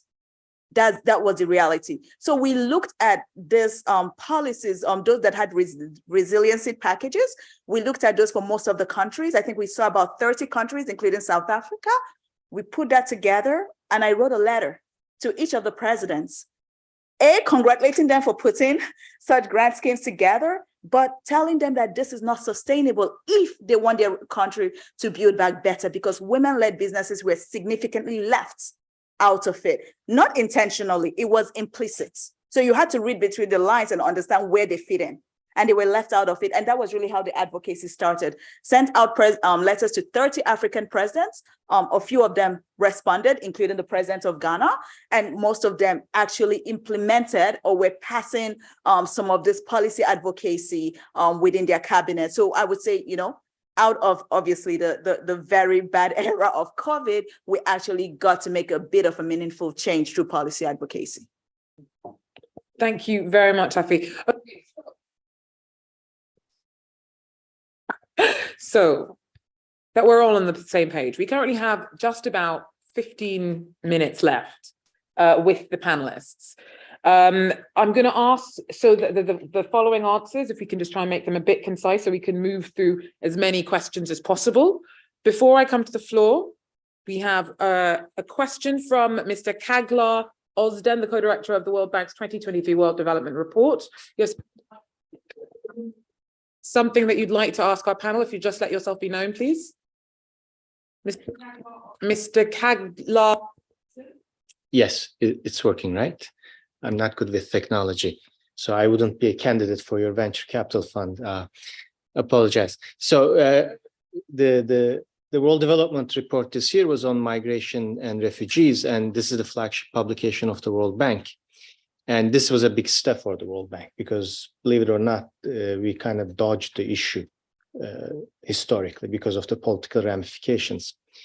But the bank decided to approach it head on because all the evidence is indicating the demographic patterns, climate change, conflict and violence, that global labor mobility, global human mobility is what's going to define our joint destiny in the next decades to come. Probably with climate change, that is gonna what will matter the most for especially developing countries. Now, I'm extremely appreciative of all your efforts on behalf of your communities as leaders of the diaspora associations. One of the main things, the WDI is a long document. It has many messages, many recommendations. One of them is, I don't know if I'm using the right phrase, but we don't take it easy on the origin country governments. We say a lot of them avoid their responsibilities to their citizens when they're at home, when they're abroad, and when they come back. They have to prepare their migrants before they leave in terms of education, human capital, you name it. They have to protect their interests no matter what while they're abroad through consular protection, through engagement with the diaspora organizations, and help them when they come back to reintegrate into the labor market, to help them become entrepreneurs. Now, there is a specific role that falls onto the diaspora associations. From your backgrounds, you're emphasizing financial markets and the economy. But what matters to maximize the gains from mobility for those who both moved and who stayed behind is also political engagement. It is your responsibility also to become political entrepreneurs, both at home, and the home I'm defining as both the destination and origin community. Giving the example of the US, the diaspora associations, because of the political structure of the United States, and this applies to most high-income OECD countries, you will make a difference the more vocal you are, the more active you are politically. If you follow the political landscape regards to migration, it's been downhill in many countries for a variety of reasons. The only way to revert it is to show the benefits of mobility, not just to the migrants themselves, but to the existing citizens of these countries, how you enrich their lives, what you bring, not to the migrant society, but to the overall society. It's fundamental, right? And the second is back to the origin country governments, get them become more active, right? And that's fundamental, because your role is not just economic, it is political. And that's number one. The number two message we give to all the governments in both origin and destination countries, they do not include the necessary and the right voices in the political decision-making process. If you look at the high-income countries, guess who decides on the migration policy? There is not a single economist at the table at the Department of Homeland Security in the United States when they're deciding on migration policy. But the private sector as employers of the migrants and diaspora associations as the protectors of the interests of the communities have to be at that table one way or the other. And you have a double responsibility as members of the private sector as well as the diaspora community. But then we have to figure out how we change the political calculus, that your voices are not just heard only in this room, but in Washington, DC, and in Paris, and in Brussels, and in London as well. Thank you.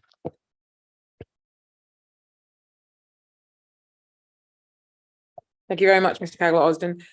We'll take some questions from the room. We'll start off with the gentleman in front of me. Okay, hello everyone.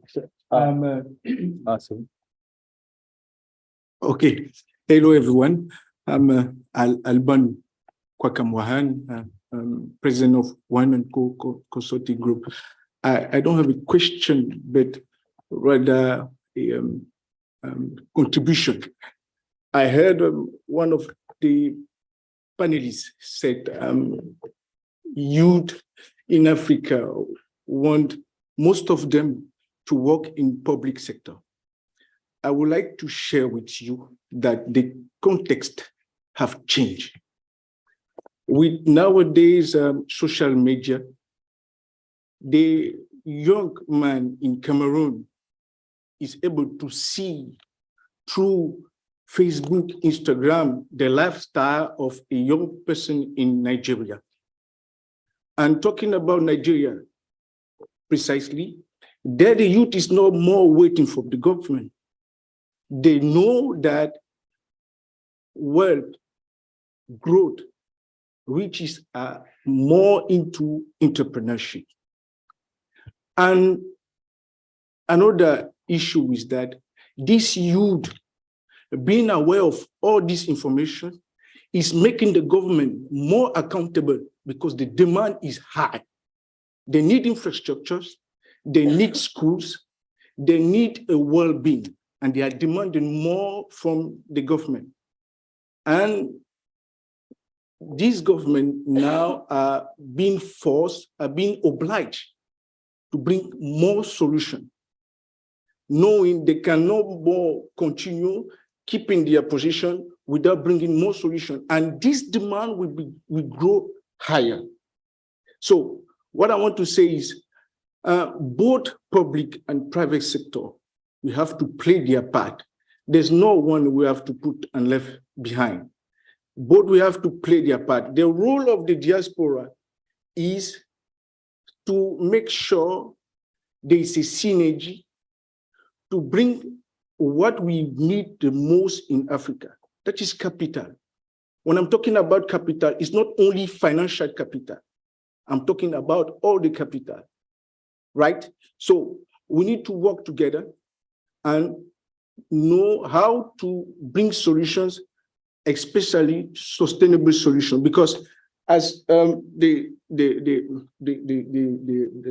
man that intervened earlier said, there will be migration, and it will be worse than that because there will also be climate, how they call it, climate migration, the refugee climatic, climate refugee, and that are all of problems that we all have to emphasize and bring solution on. I thank you. Thank you very much for those pertinent comments. I am very aware of time. We only have about 10 minutes left. So I will ask anyone else who asks a question to really make it a concise question so that we can move through as much as we can. Sir, to the right of the gentleman who's just been speaking, the floor is yours. OK. Merci, madame, de me donner la parole. J'ai une question que je vais poser à la fin, mais vraiment, je souhaite que vous m'écoutiez, s'il vous plaît. Je remercie ceux qui ont organisé ce forum, cette petite discussion. Moi, je m'appelle William Faucinet, je suis le président de Coplacam Design, qui est une société française qui refait ça, ce que vous êtes, c'est-à-dire des sièges sociaux d'entreprises à Paris et dans le monde, depuis une trentaine d'années. Et moi, je suis issu de la diaspora camerounaise. C'est pour ça que je parle français, pardon. My English is very poor. Et il y a 3 ans, j'ai investi en Afrique. D'abord au Cameroun, ensuite en Côte d'Ivoire et bientôt en Centrafrique. Donc, ce que je vais vous dire, c'est la réalité. C'est pas de la parole, c'est la réalité. Alors moi, quand je suis arrivé ici, j'avais le premier panel, c'était indiqué comment la diaspora peut aider au développement de l'Afrique. Bon, je vais vous raconter une petite histoire qui m'a beaucoup touché et qui a un peu changé une partie de ma vision. Un jour, je suis invité à l'Élysée par le président Macron, mais pas seul, avec toute la diaspora économique française. Et Macron avait invité le président ghanéen, Nana Akufo, qui est un grand monsieur. Et ce grand frère, quand il est rentré dans la salle, le président ghanéen, il nous a tous regardés, diaspora africaine, et il nous a dit ceci. Petit frère, cher frère, je ne vous connais pas, mais j'ai une histoire à vous raconter. Je vous rappelle que votre respect dans la rue parisienne dépend de l'évolution de vos pays. Croyez-moi, ça m'a touché, parce que c'est une réalité. On ne vous respectera que quand vos pays auront levé aussi le bout du doigt. Tant que vous restez des pays assistés, eh ben, le regard de la rue parisienne ou de la rue, c'est quoi, Minnesota, sera pareil. Je vous le dis clairement. Donc, nous avons tous intérêt, tous, à aller investir en Afrique. Tous. Parce que nous devons participer au réveil de notre continent. Moi, quand je suis arrivé ici, comment la diaspora peut aider l'Afrique à se relever? C'est ça que j'attendais de vous. Par contre, ce que j'ai entendu, c'est des beaux parcours, c'est des parcours, c'est le Minnesota, c'est vos parcours, c'est bien. Je ne vais pas être très long, je vais juste envie de vous dire que on connaît la solution. Il faut régler le problème de la gouvernance chez nous. On a des problèmes de gouvernance. Moi, je suis le président d'une association à Paris, d'une fondation qui s'appelle la Fondation des leaders, où je regroupe des leaders africains qui investissent en Afrique. Donc, si vous voulez, venez nous rejoindre. On a mis en place tout un tas de choses pour aider nos jeunes de la diaspora qui veulent aussi faire le parcours que nous avons fait, en fait. Mais je peux être très long. J'ai pas envie d'être long. Je vais vous poser ma question à tous les panélistes, puisque ce que nous faisons quand nous investissons en Afrique, c'est pour aussi participer à l'IDH. L'IDH, c'est la mission première de l'OCDE, où nous sommes, de la Banque mondiale, c'est-à-dire c'est l'indice de développement humain, c'est de faire en sorte que nos enfants, nos petits frères, nos cousins ne prennent plus des soutes d'avion à tout prix pour arriver en Europe. C'est ça. Comment donc vos investissements ont aidé à améliorer l'IDH des concitoyens, des citoyens de vos pays? Ça, c'est ma question. Comment vous avez, voilà, qu'est-ce que vous avez, d'après vous, qu'est-ce que vous apportez à vos pays? Parce que c'est ça la vraie question. C'est de ça qu'il s'agit. Merci beaucoup, monsieur. Before I'm going to open this question to the panel, I'll just take one last question, and then the panel will be able to deal with both of them in one last round. Madam in red. Thank you so much, and I would like, If you could make it as concise as possible. first of all, I'd like to thank the Development Center and the Minnesota African United for organizing this forum and in a very important day, which is Africa Day, and would like to wish all African brothers and sisters a happy Africa Day. Very quickly, it's just a question of the risk everybody mentioned about. Sometimes diaspora does not understand the risk they are facing once they go back and invest back in Africa. We do, I'd just like to say that we did launch recently in Development Center, what we named it as the African Observatory for investments. I wonder how much the OECD, Development Center, can also be of useful in terms of data, because that is important to understand data. And also how much is the diaspora is in touch with other diasporas from Minnesota, from our world, to understand the challenges and to be able to work together to create what Christopher said, this dream of making Africa is the future, and to unite together in order to face these challenges. And my last remark or question is like, how much or how many of Minnesotan African intend to go back to Africa and make that change? Because yes, I salute you all and congratulate you for all your success story, but how much is it really we need that transfer of know-how and of the Minnesotan African diaspora to go back and make that real change? Thank you. Thank you very much. Okay, so I'm going to leave it to open up to the panel, jump in at will. Reminder, 2 questions, one on kind of the tangible work that you're doing in terms of investing in kind of raising up African GDP. And the second question about more about telling him more about how inter-diaspora networks work, and do many Africans of the diaspora within Minnesota, as far as you're aware, plan on heading back to the continent? Chris?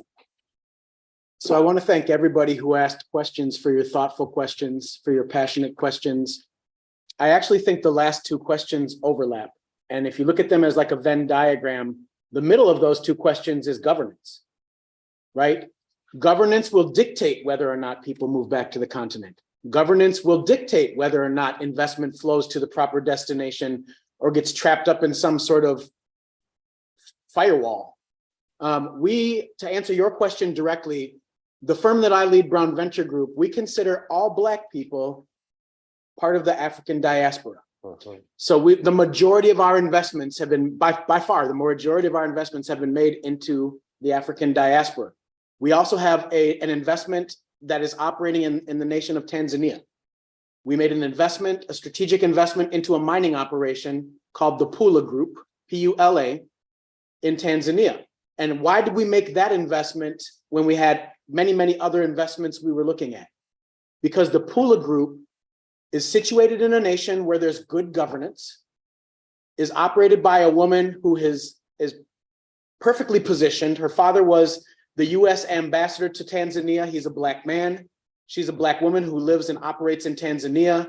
They understand how to work with the Tanzanian government and the United States government, and they're deeply passionate about the uplift of the Tanzanian people and taking back the mining sector from predatory miners. All of these ingredients add up to what could be a really remarkable story that begins to transform the mining industry on the continent of Africa. But for all of that story to come true, there must be good governance. Without good governance, we're all in trouble. Thanks very much, Chris. Anybody else? Yeah. First, I wanted to emphasize a little bit about the diaspora thing. When we are in Minnesota, we are all Minnesotan. And what we did 20 years ago, we organized ourselves and we became, the majority of the African community there became citizens. and then we vote. Then we select city council. Then we select mayors. Now we have five parliamentary in the Parliament of Minnesota. Before, 20 years ago, we were in the menu. The government have to decide how we do things. But now we are at the table and we're making, the right decision for our people. So what's missing in our origin countries, we're not at the table. So when we bring projects, for example, the biggest things, we have oppositions with the actual governments, because the diaspora, the majority of African countries, the diaspora is a threat. So we need to organize ourselves and become, friends with the government, maybe create Ministry of Diaspora or Department of Diaspora, and we have to have a diaspora members in those governments to facilitate the investment coming from the US or from Europe. Right now, there is the majority of African who live in the West. They're not really into invest in Africa. They rather invest in the country they are because of the infrastructures, and because they are at the table, and because their investment is not at risk. But a lot of Africans went to Africa back, and then their investment was in waste, not only by the government, but also sometimes by their own families. So we need to create policies and help maybe those countries how to take advantage of the diaspora. Thank you very much.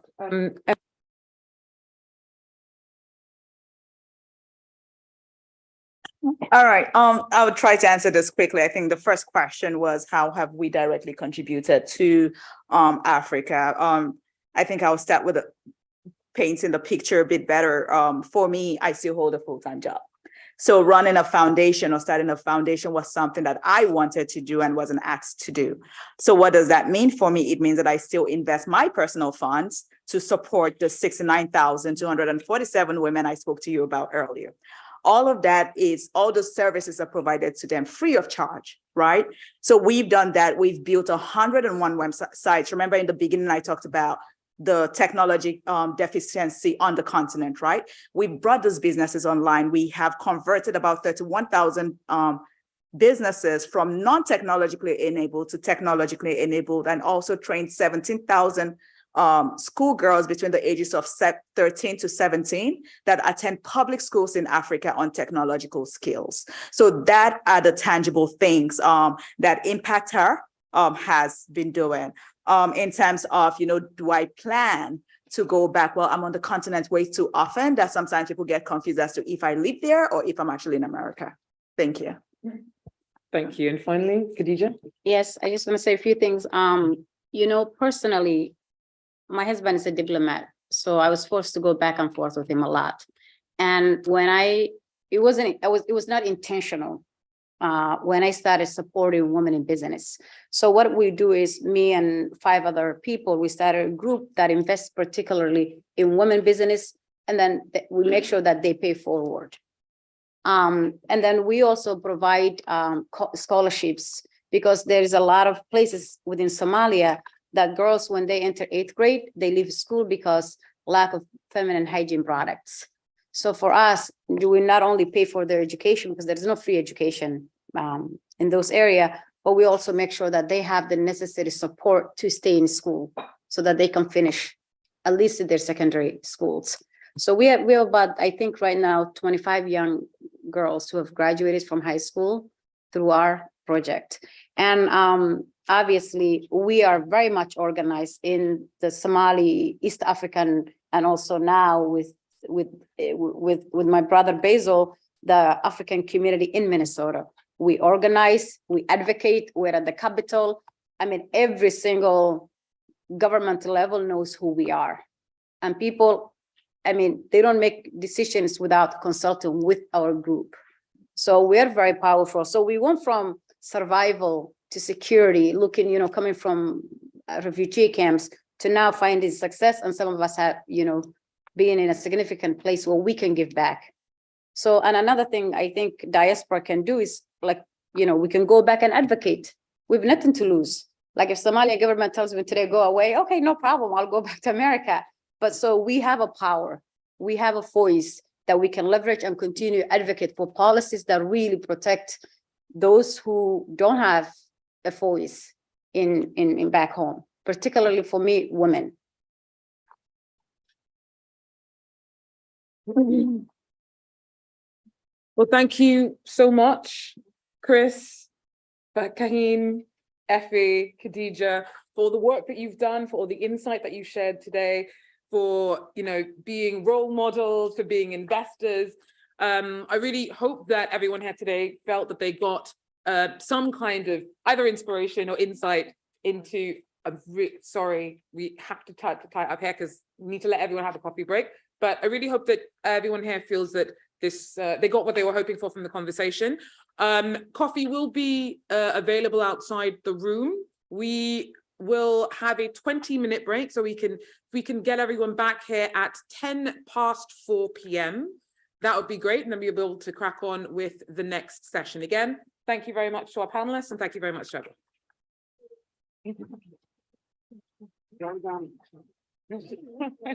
Thank you so much.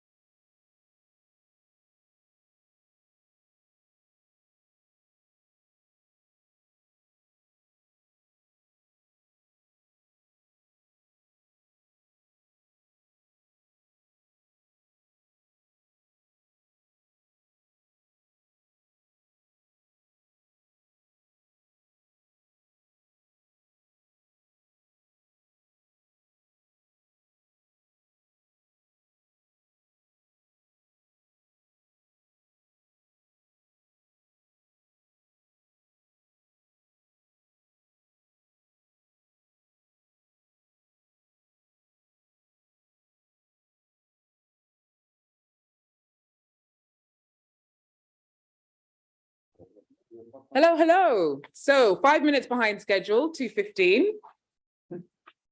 I'll give everyone a moment just to find their seats.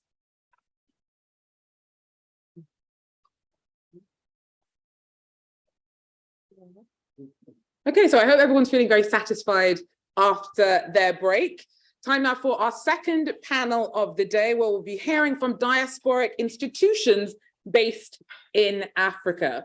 They'll be tackling the question of how governments and African public sector leaders can nurture more investment from the diaspora.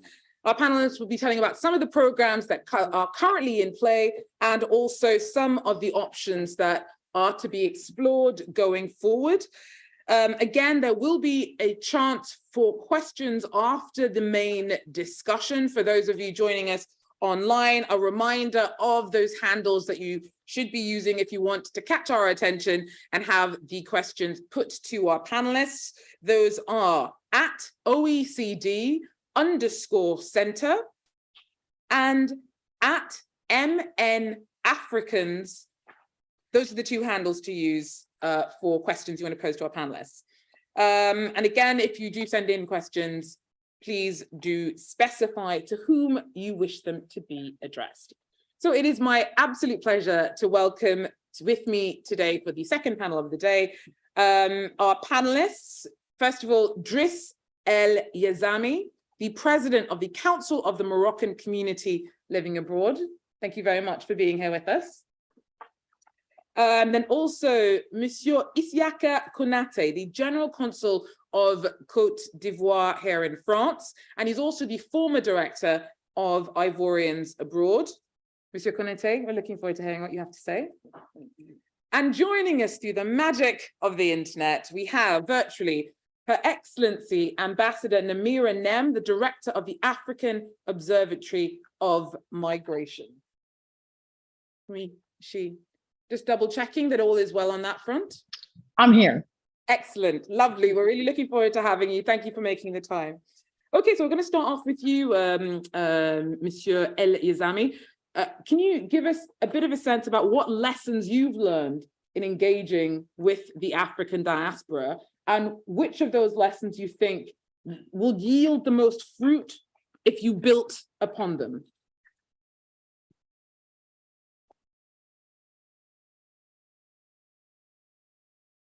Merci de cette invitation. Je suis vraiment très, très heureux d'être avec vous et d'engager cette discussion. Je voudrais d'abord, si vous me permettez, faire 2 ou 3 petites remarques pour interagir avec la table ronde qui a précédé. Et la première remarque concerne les migrations africaines aujourd'hui.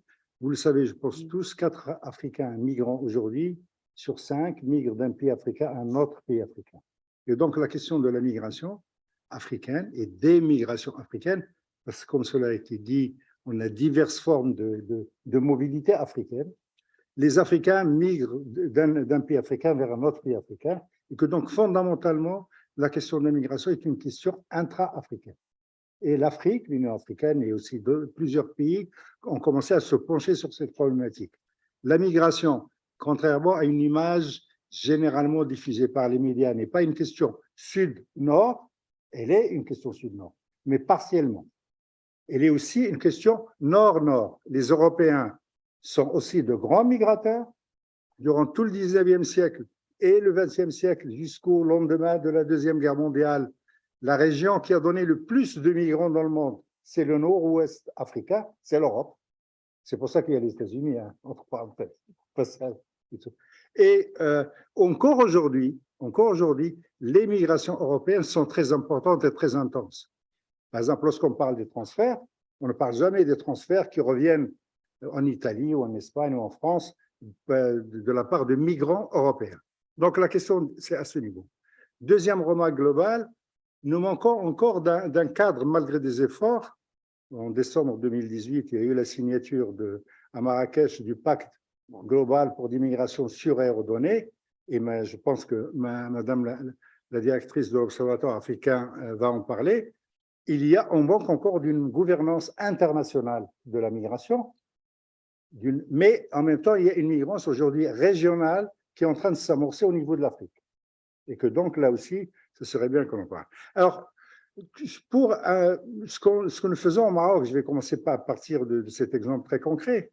C'est qu'à mon avis, si on parle de développement, de l'investissement des diasporas vers leur pays d'origine, il faut que les gouvernements développent une politique de la diaspora globale. Ce n'est pas simplement une politique sur la question de l'investissement qu'il faut développer, mais c'est une politique de gouvernance globale. Dans le cas marocain, à partir des années 1990, il y a eu le développement d'un certain nombre d'institutions en direction de la diaspora, avec la création, par exemple, de la Fondation Hassan II, pardon, le développement d'une action culturelle, par exemple, les enseignants d'arabe qui sont ici en Europe et qui sont payés par le gouvernement marocain sont au moins 500 depuis le début des années 1990. Il y a un développement des consulats pour suivre le développement démographique de la migration et toute une série d'autres initiatives, comme par exemple le développement à partir de 2003 d'un programme pour prendre en compte le séjour des compétences marocaines expatriées au Maroc. C'est-à-dire que ce programme qui dure encore aujourd'hui, qui s'appelle FIMCOM, qui en arabe marocain veut dire où vous êtes, est un programme qui prend en charge, qui finance le séjour de compétences marocaines au Maroc qui viennent dans les universités ou dans les labos de recherche. Il y a eu un autre programme qui a fonctionné, mais qui s'appelait les intégrales de l'investissement, qui a fonctionné, qui regroupait des Marocains expatriés qui étaient d'une certaine manière les ambassadeurs de l'investissement vers le Maroc. Un des programmes aussi essentiels dans lequel le Maroc s'est engagé, c'est celui de TOC10. C'est un programme qui avait été développé par le programme des Nations Unies pour le développement et qui a permis de regrouper durant plusieurs années les compétences et les entrepreneurs marocains du monde dans des réunions qui ont donné lieu, alors ces réunions étaient importantes parce qu'elles ont donné lieu à la naissance de réseaux diasporiques. Et je crois que c'est le deuxième élément essentiel. Non seulement il faut avoir une politique globale de la diaspora, mais il faut aussi développer des réseaux et des interactions permanentes avec les réseaux diasporiques. Aujourd'hui, je prends comme ça deux ou trois exemples. Il y a un réseau des compétences marocaines dans le domaine médical. Il y a un réseau des compétences marocaines en Allemagne. Il y a un cercle des lauréats de Belgique qui vient de se créer. Il y a comme ça une trentaine de réseaux de diverses natures qui se mobilisent pour aider et s'impliquer dans le développement de leur pays d'origine. Nous sommes, et je finirai là-dessus pour permettre la discussion, nous sommes en ce moment même au Maroc en train de réfléchir sur une sorte d'évaluation de tous ces programmes.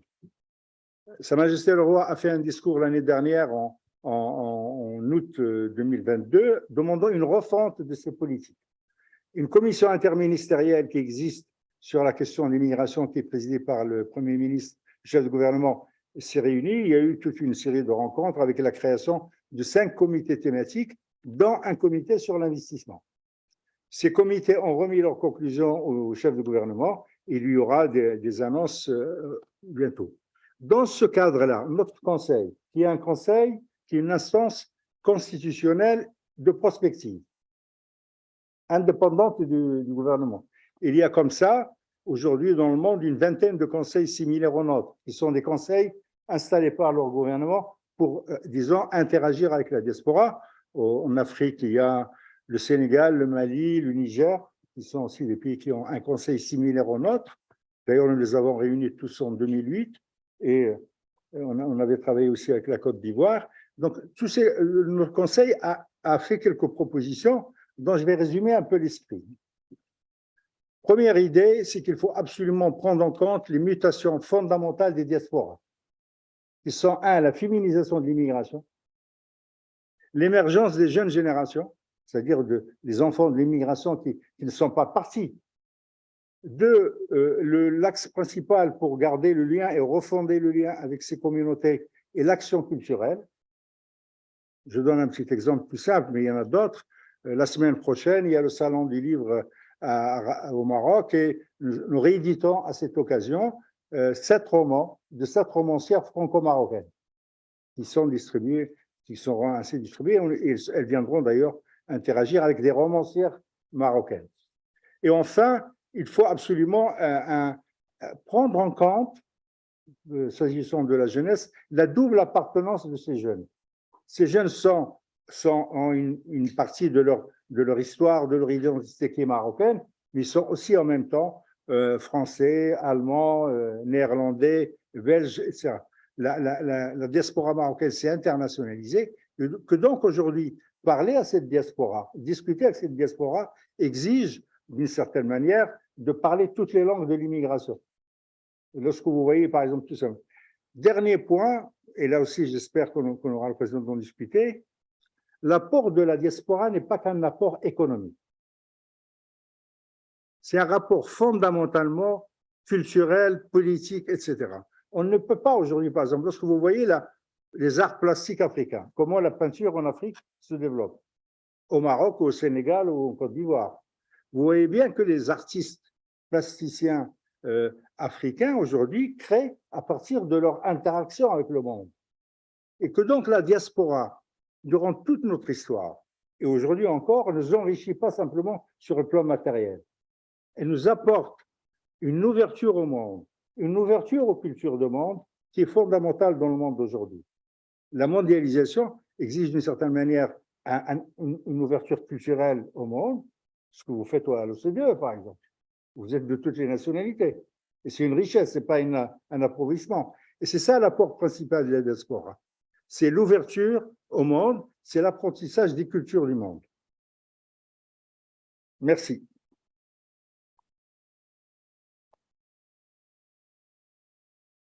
Merci beaucoup, Monsieur Eliazami. Monsieur Konate, can you give us a few successful examples of government support for diaspora-led investment on the continent, please? Okay, thank you. I know I can speak English quite well, but because I'm a diplomat working for Côte d'Ivoire, I guess I have to try to speak in French and make sure that there is no confusion whatsoever with whatever I say here. So, je vais revenir en français, comme ça va être beaucoup plus simple. Alors, je voudrais d'entrée déjà remercier l'OCDE. C'est une excellente opportunité, les opportunités de parler des diasporas, de parler des migrations positives. Ça nous change un peu avec le discours de la migration négative qui aujourd'hui met le monde dans une situation conflictuelle, des incompréhensions sur les continents. Moi, je voudrais sincèrement qu'on applaudisse l'OCDE. C'est une excellente opportunité d'avoir cette vision positive de la migration. Parlant du cas spécifique de la Côte d'Ivoire, c'est un cas que je connais bien parce que j'ai travaillé en tant que directeur général des Ivoiriens de l'extérieur pendant 10 ans. Donc, on avait pour rôle de mettre en place des politiques. C'est tout à fait bizarre et curieux que je me retrouve à côté de mon ami marocain parce que la première visite que nous avons effectuée dans le benchmarking qu'on faisait pour mettre en place une politique, il a raison, de gestion des Ivoiriens de l'extérieur, c'est le Maroc qui nous a invités à travers le CCME, le Conseil des Marocains de l'étranger. C'était excellent et c'est à travers cela que nous avons progressivement, ensuite avec le Sénégal, ensuite avec le Mali, différents pays, vu les exemples d'intégration des diasporas, quelles sont les politiques publiques qui étaient mises en place. Donc, en Côte d'Ivoire, ça va commencer par la création des ministères. Ensuite, on va mettre en place ce qu'on appelle une direction générale des Ivoiriens de l'extérieur, qui aujourd'hui s'appelle DGD, donc Direction générale de la diaspora.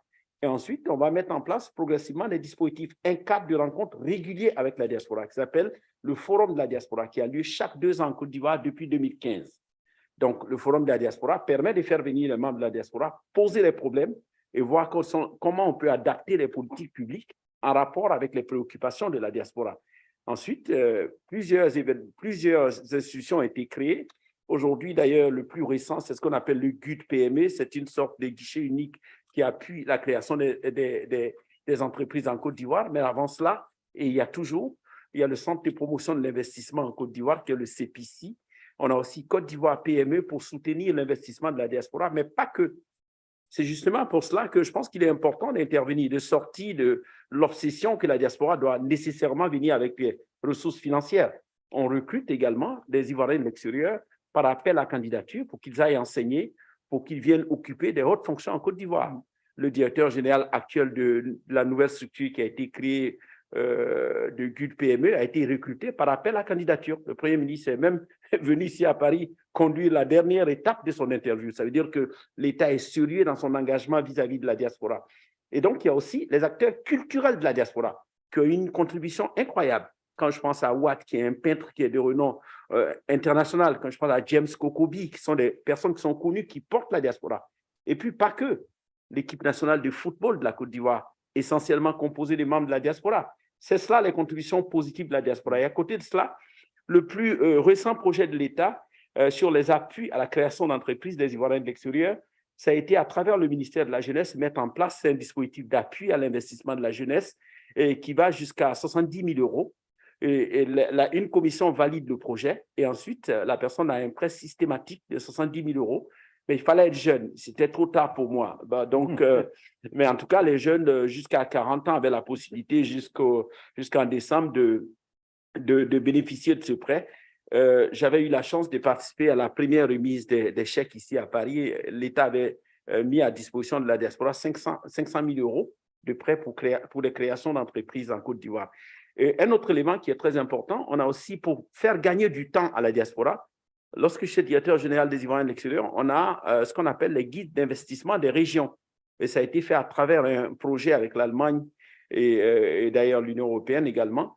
Et ces guides d'investissement, on les a pour la zone de San Pedro et la zone de la Nawa. Et donc, c'est important, ça permettait à la diaspora, si elle avait une ambition d'investir dans son pays, elle était un peu perdue par rapport au domaine dans lequel elle voulait investir, d'avoir la possibilité d'avoir ce guide. Et enfin, je vais terminer pour ne pas monopoliser la parole. Moi, mon conseil fondamental en ce qui concerne la diaspora, c'est que l'Afrique est un continent très ouvert qui attend la diaspora et la diaspora a sa place dans la construction de l'Afrique. Et nous devons mettre en place des politiques qui permettent à la diaspora de revenir. Un code d'investissement favorable, comme c'est le cas en Côte d'Ivoire, par zone. Le code d'investissement en Côte d'Ivoire, c'est par zone. Abidjan est un peu saturé, donc plus vous vous éloignez d'Abidjan, plus vous avez une facilité au niveau du code d'investissement qui est réparti en bandes. Donc ça, ce sont des choses extrêmement importantes. Et moi, je voulais terminer en disant à la diaspora de sortir de l'obsession d'investir dans son pays d'origine. C'est-à-dire que si la diaspora porte un projet et qu'elle constate que le projet n'a pas de pertinence dans son pays d'origine, mais que le projet est beaucoup plus pertinent dans un autre pays africain, moi, je pense qu'il faut saisir cette opportunité. D'ailleurs, dans la zone d'Afrique de l'Ouest, on a cet outil merveilleux qu'on appelle le protocole de libre circulation de la CEDEAO qui permet à tous les États membres de la CEDEAO de voyager dans les États membres de la CEDEAO et donc d'avoir ces possibilités d'investissement. Donc, régulièrement, quand je rencontre la diaspora, je leur dis, si vous voulez investir, que vous vous rendez compte que votre projet n'est pas pertinent au Sénégal, mais qu'il est beaucoup plus pertinent en Côte d'Ivoire, ben écoutez, il faut avoir possible la Côte d'Ivoire est sorti de l'obstination que voilà, parce que je suis sénégalais d'origine, parce que je suis ivoirien d'origine, il faut forcément que j'investisse dans mon pays. Ceci étant dit, tout n'est pas forcément systématique, facile pour la diaspora dans son processus d'investissement. Ce qui m'amène, cette fois-ci, je promets, à mon tout dernier conseil. Lorsque la diaspora revient en Afrique, elle doit comprendre qu'il y a aussi des réalités en Afrique. L'Afrique ne met aucun dispositif pour empêcher l'inclusion de la diaspora. Mais la diaspora peut se trouver confrontée à des difficultés. Et mon conseil à la diaspora, parce que vous vous retrouvez confronté à des difficultés, c'est de ne pas dire, bon, écoutez, ça ne marche pas, moi j'ai pris les barrages, je m'en vais. Parce que quand on arrive en Europe, ça ne marche pas du premier coup. Ou bien quand on arrive aux États-Unis, bien que j'ai eu envie d'aller au Minnesota après vous avoir entendu parler, mais ça ne marche pas du premier coup. Mais systématiquement, personne ne retourne. On se dit qu'il faut essayer. Donc le conseil pour la diaspora, c'est la patience lorsqu'on va en Afrique. C'est la persévérance et puis enfin, c'est l'humilité. Comprendre que l'Afrique aussi est un continent qui égorge des valeurs incroyables et qui mérite aussi qu'on les prenne au sérieux. C'est vraiment mes propos introductifs en attendant, évidemment, qu'on s'engage dans ce débat. Je suis très passionné par les questions des diasporas. Merci infiniment.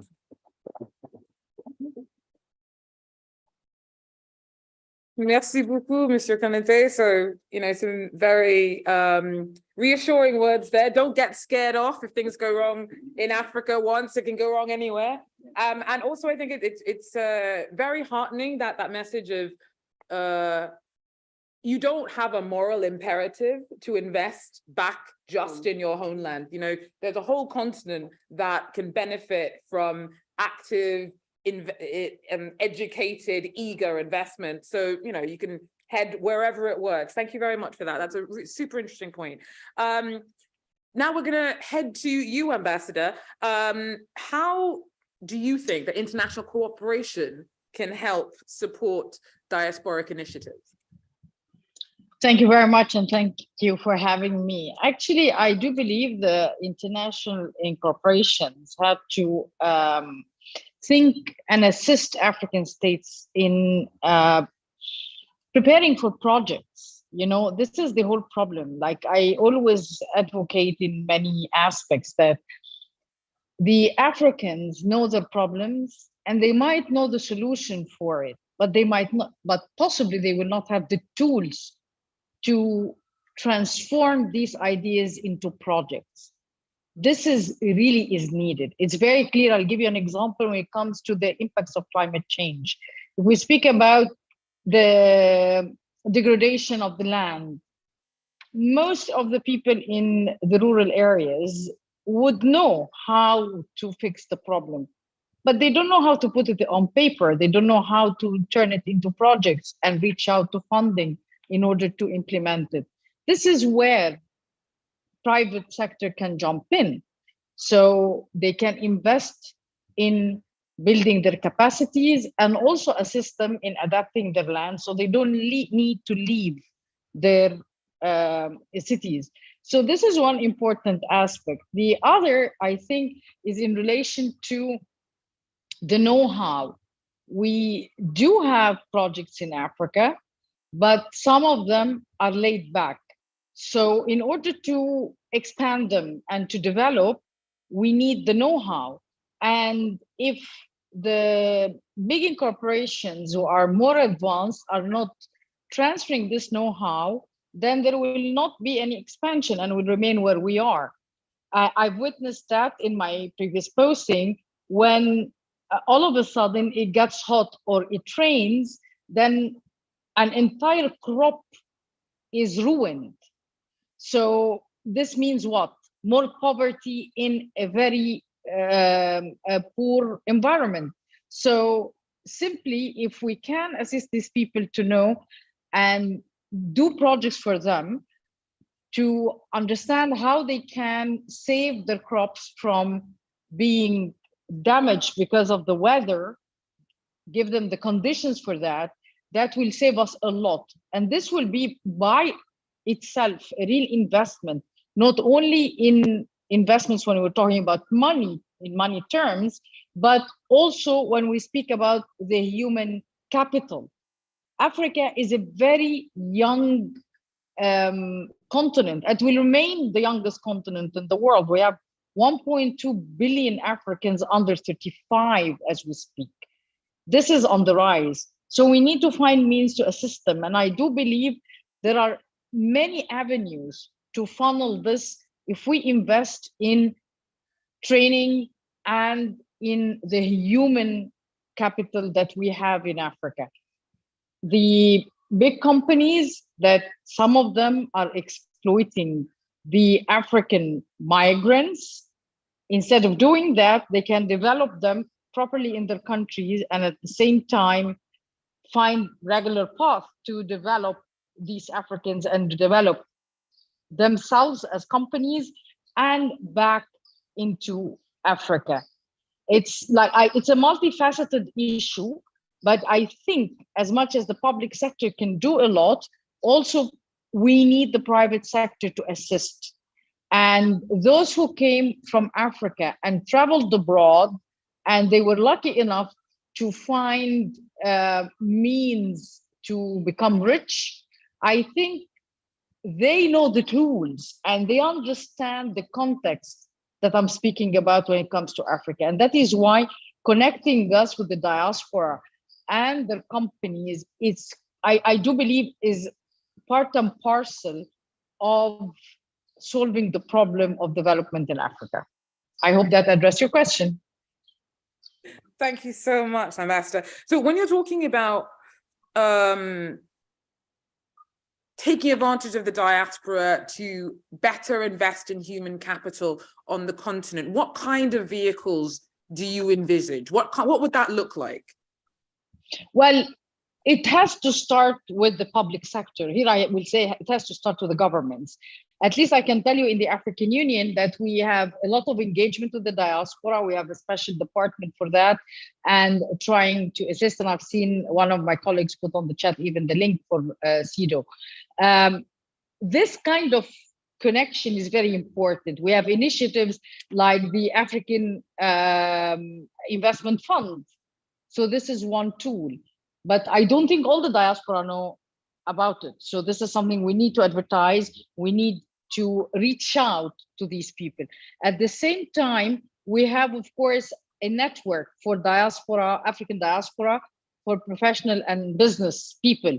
This network as well will make them understand what we need right now. It will connect them to our needs.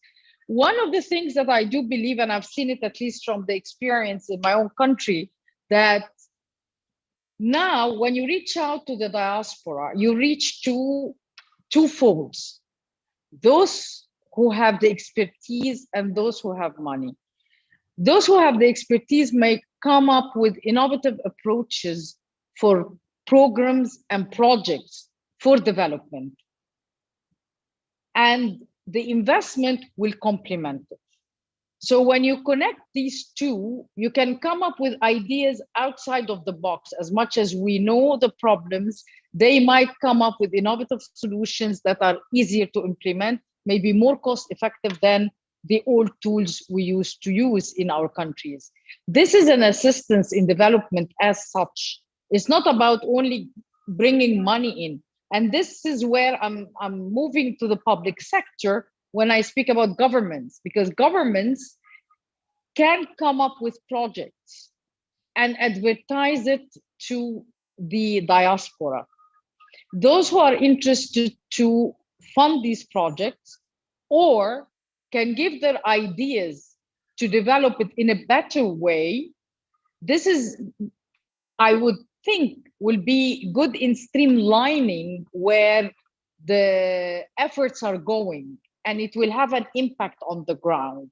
So this is one thing. The other thing, which I do believe is crucial here when it comes to governments, and I heard a bit about it from the previous panel, is in relation to the clarity of the projects, is in relation to the auditing of the projects, the outcome, and also the facilitation of the transfers of the money. This is one of the major problems when we attended some meetings in relation to the remittances, for example.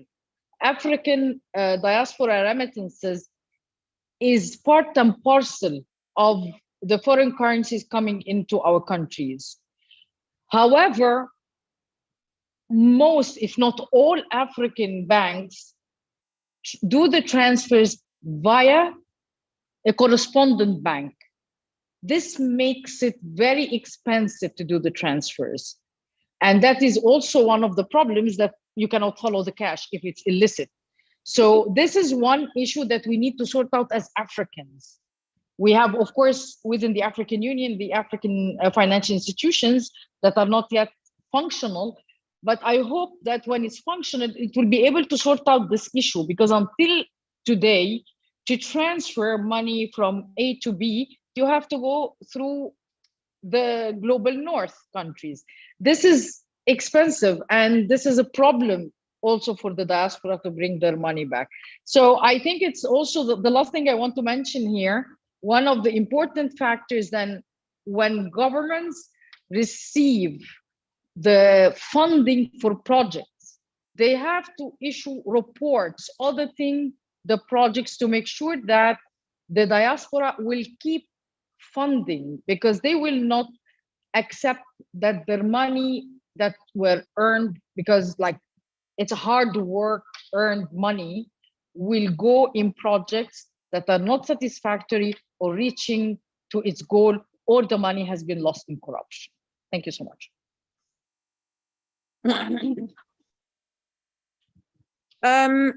Monsieur Aliazami and Monsieur Konete, picking up on one of the points the ambassador raised, do you feel as representations of your respective nationalities abroad, that potential opportunities for investment in your countries of origin, that you're well communicated with in terms of opportunities on that front?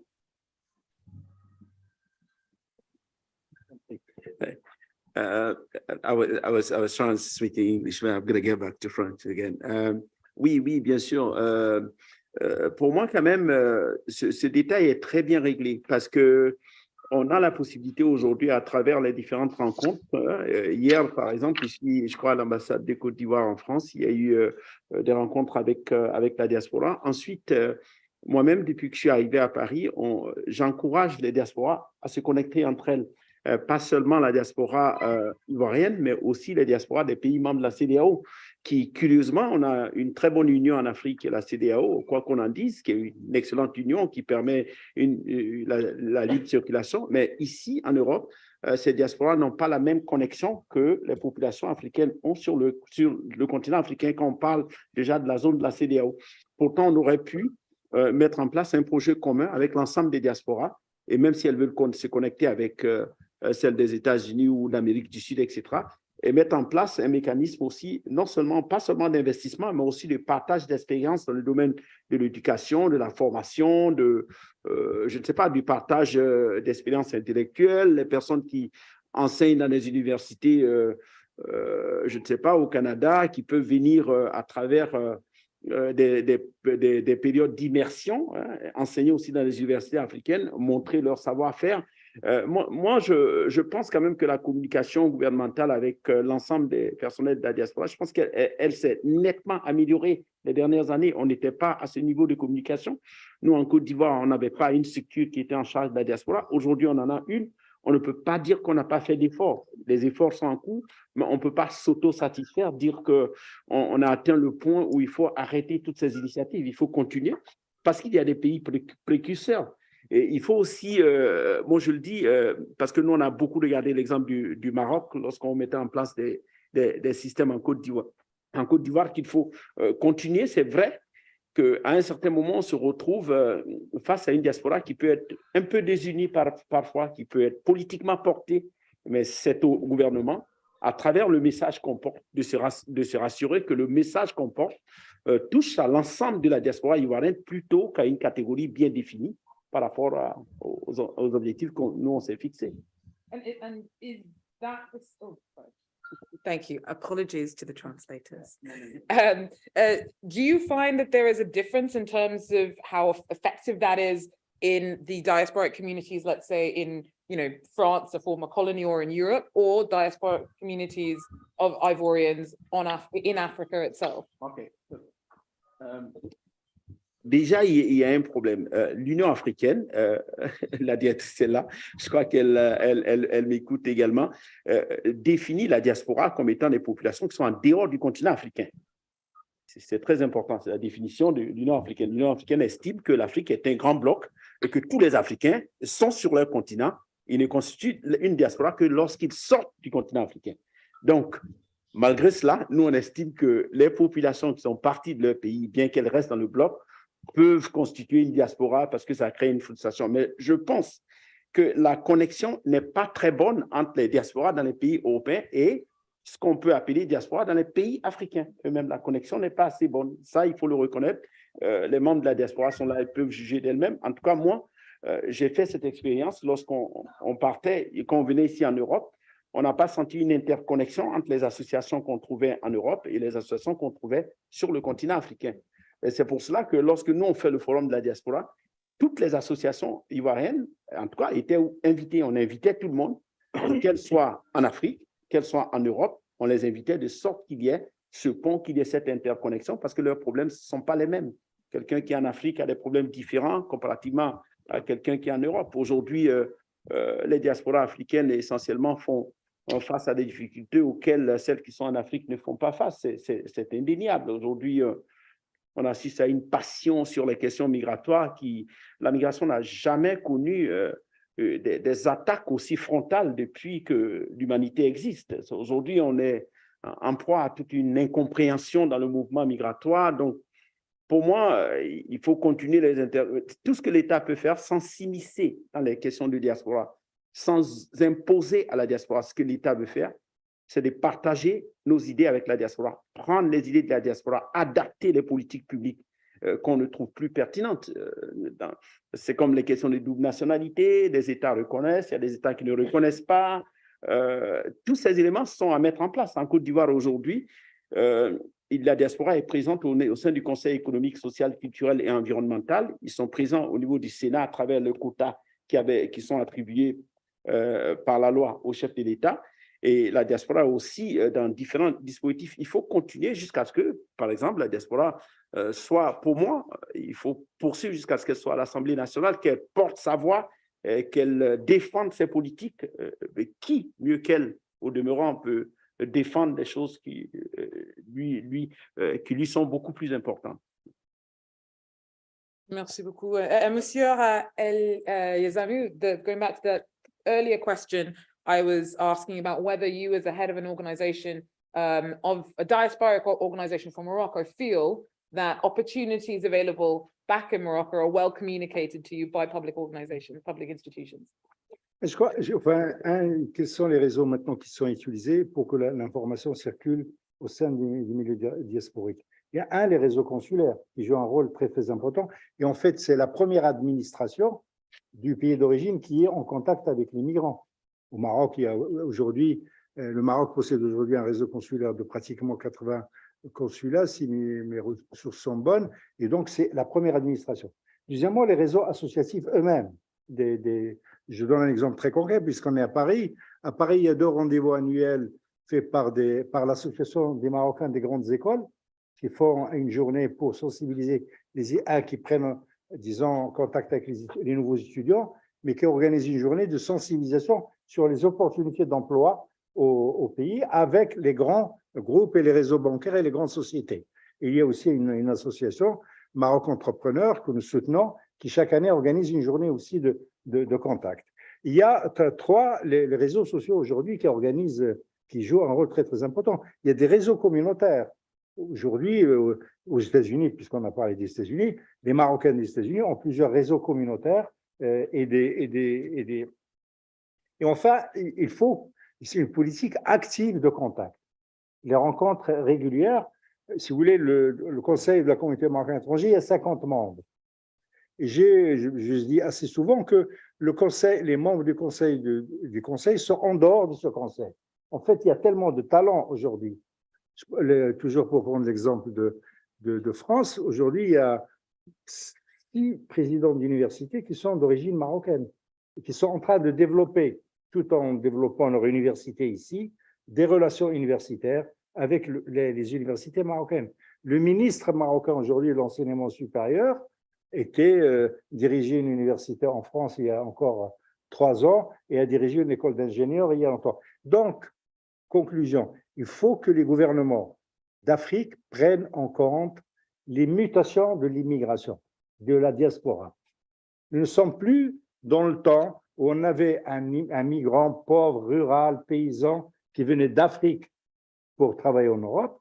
Nous avons aujourd'hui des communautés qui sont en transformation, qui sont double nationales. Elles ont la nationalité de leur pays et une nationalité européenne, qui ont un double attachement, qui pourraient être des passerelles extraordinaires entre l'Europe comme continent et l'Afrique comme continent, parce qu'ils ont cette double culture fondamentale. Ils parlent les deux cultures automatiquement, dans tous les domaines, quel que soit le domaine. Et c'est ce trésor-là, et cela veut dire que, et à mon avis, c'est le principal challenge, nous devons nous adapter à ces mutations. Nous devons dialoguer avec ces mutations, les comprendre. Aujourd'hui, moi j'estime que par exemple, la littérature, tout à l'heure j'ai pris l'exemple du livre, là à Cannes, il y a le festival de Cannes, il y a 4 films marocains qui passent, il y a une réalisatrice marocaine dans le jury, et ce sont des enfants de cette double culture, qui ont profité de cette double culture. Et c'est ça, à mon avis, s'il y avait un message fort aujourd'hui, c'est que un investisseur une femme investisseur est un pont entre les continents. Et nous devons sortir, comme m'a dit Isiaka, nous devons sortir le monde de cette terreur de la migration. C'est un trésor. Les États-Unis, dont on nous a parlé, c'est un pays né de l'immigration. Nous sommes tous des migrants. Et c'est ça le message fondamental. Il n'y a pas le pauvre migrant qui est en train d'assiéger le Nord. C'est un trésor qui nous vient. On a tout à l'heure parlé très rapidement, et vous permettrez de dire un mot là-dessus, des mineurs non accompagnés. Ils sont soit perçus comme des victimes, soit comme un danger, victimes ou criminels. En fait, ces jeunes qui montent à 12 ans, 13 ans, 14 ans, sur une patera, sur un bateau, et qui traversent 10 frontières. Il y a un garçon, vous me permettrez une petite anecdote? Il y a un garçon qui s'appelle Elvis, qui est venu du Congo, qui a traversé 7 pays pour arriver au Maroc.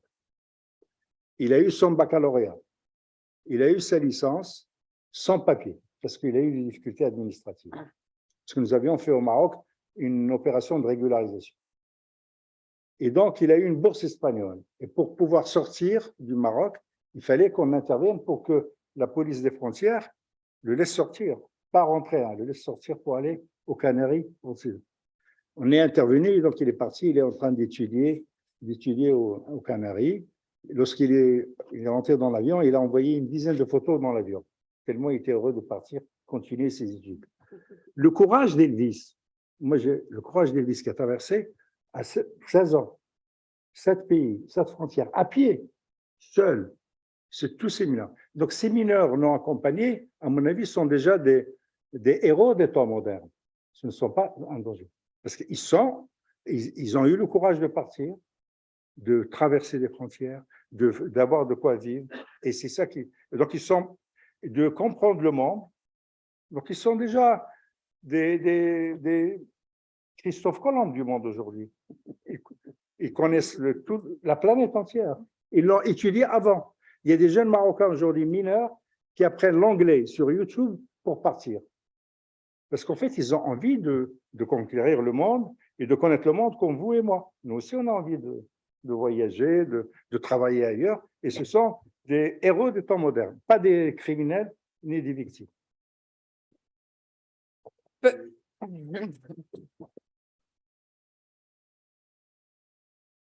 So, in that story that you just talked about, it's quite rousing. There's courage, there's perseverance, there's resilience. And I think a lot of why we're all here today is to kind of explore the importance of that. However, at the same time, it does make me wonder, is there ever a friction with Africans who stay on the continent and invest in their communities within the constraints of the on-the-ground environment? And how does that feed into the willingness from these quarters in terms of engaging with the diaspora for all of the potential gains that can come? Because I think we're at risk of being like, everyone wants to work together, but people are people are people. So is this something you've ever come? Okay, good. Is this something you've ever come across? I was just checking the red button was there. Très rapidement. Si vous voulez, il y a un grand chercheur qui était à Paris, d'origine algérienne, Abdelmalek Sayad, qui était un grand sociologue, qui disait on n'émigre pas impunément. C'est-à-dire que lorsque vous immigrez, vous changez. Et le pays, pendant votre absence, change. Et parfois, il change à une très grande vitesse. Et les sociétés africaines changent à une très, très grande vitesse. Cette image que nous avons, que les médias diffusent, d'un continent de pauvreté et de guerre est une fausse image. La majorité des pays africains vivent dans la paix, malgré les conflits. Et elles changent, et les femmes, tout à l'heure ça a été dit, dans ces modes de changement, les femmes jouent un rôle essentiel, y compris sur le plan économique. Donc l'Afrique change et bouge. Et c'est normal. Et les migrants aussi changent lorsqu'ils sont absents. Et que donc, de se comprendre à nouveau n'est pas donné. N'est pas donné. Si vous voulez, un jeune, je prends encore un exemple des Marocains du monde aujourd'hui, on est à 5 300 000.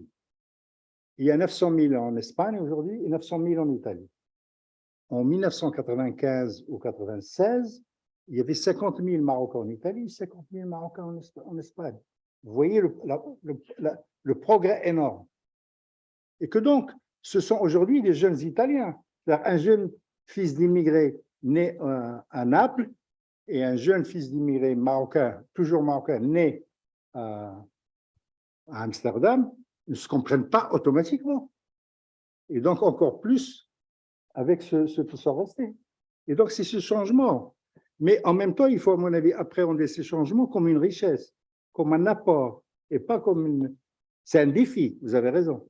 C'est un challenge. Mais c'est un challenge énorme. Ça se voit, si vous voulez, lorsque il y a 2 millions à 3 millions de Marocains qui viennent entre juillet et août au Maroc. Et vous les voyez même sur la route.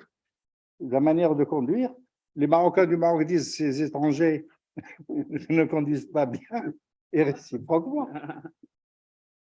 Mais c'est ça qui est formidable, à mon avis. Bien sûr, c'est difficile.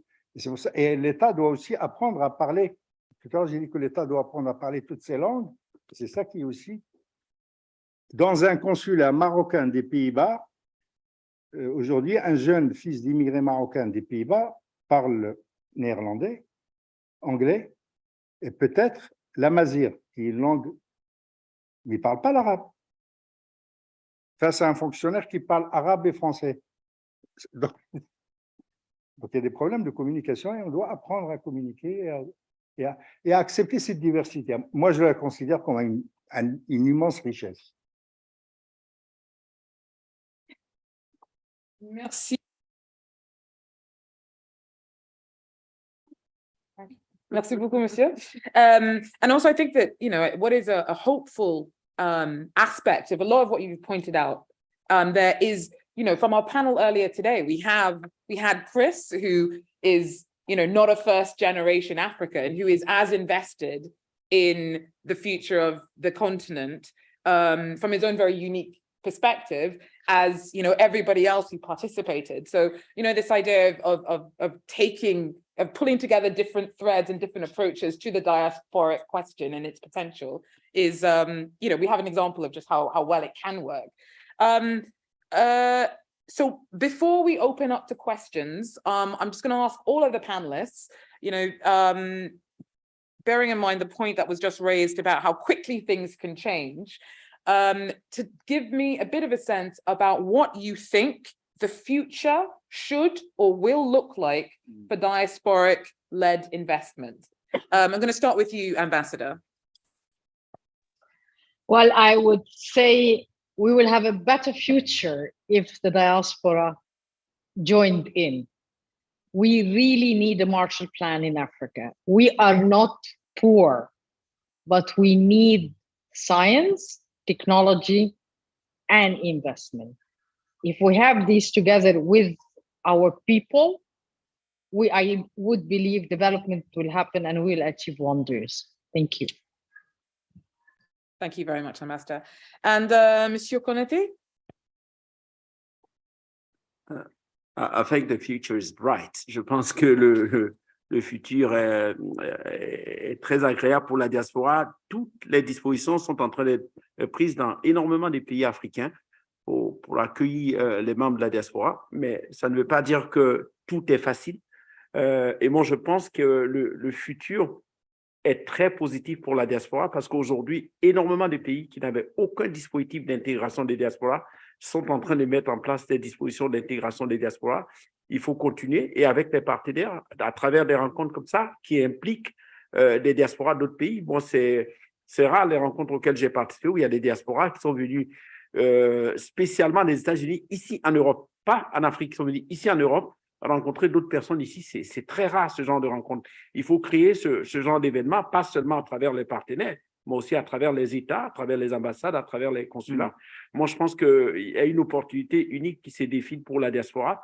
Et je m'en vais soulever juste un dernier point. Je me souviens, lorsque j'étais directeur général des Ivoiriens de l'extérieur, il y avait l'Institut Pasteur en Côte d'Ivoire qui cherchait des personnes dans un domaine très pointu, pour lesquels ils avaient besoin pour certaines des machines qu'ils avaient. Et ils nous avaient écrit au ministère pour que cette annonce, on la porte à la diaspora parce qu'ils recherchaient des profils que, malheureusement, malgré toute la formation qu'on avait, certains de ces profils n'étaient pas disponibles dans le pays et ils nous ont demandé de contacter la diaspora. Donc, la diaspora a bel et bien sa place. Elle doit trouver sa place.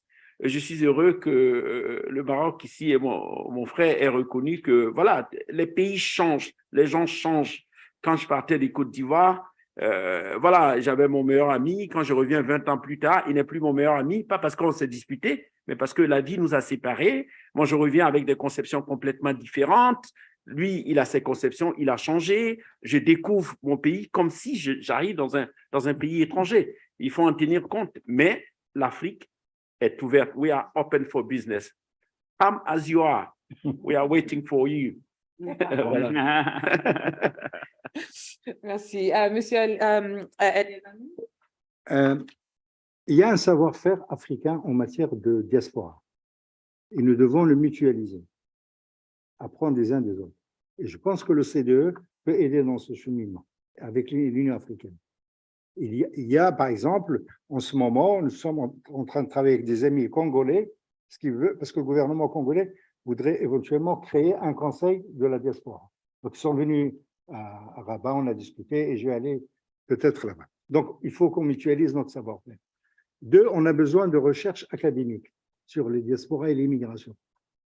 Et je pense là aussi que l'OCDE peut être un partenaire.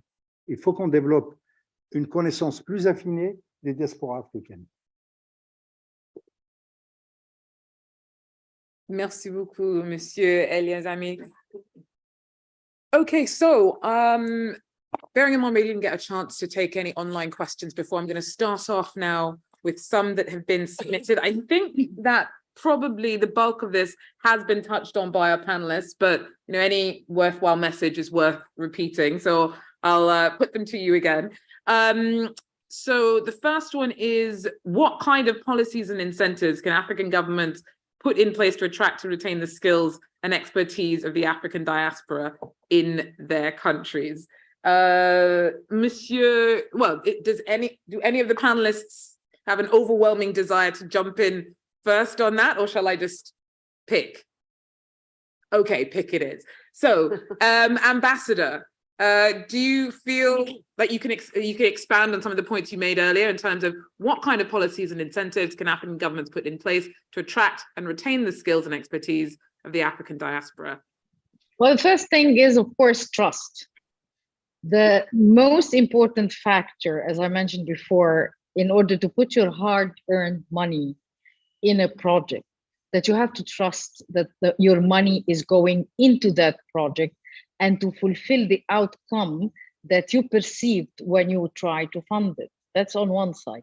When it comes to the skills, simply the governments themselves, they have to lay foundation for the acceptance of their communities, to raise awareness that these people, not because they traveled and they worked abroad and they built their own capacities, when they come back, they are not coming to dictate.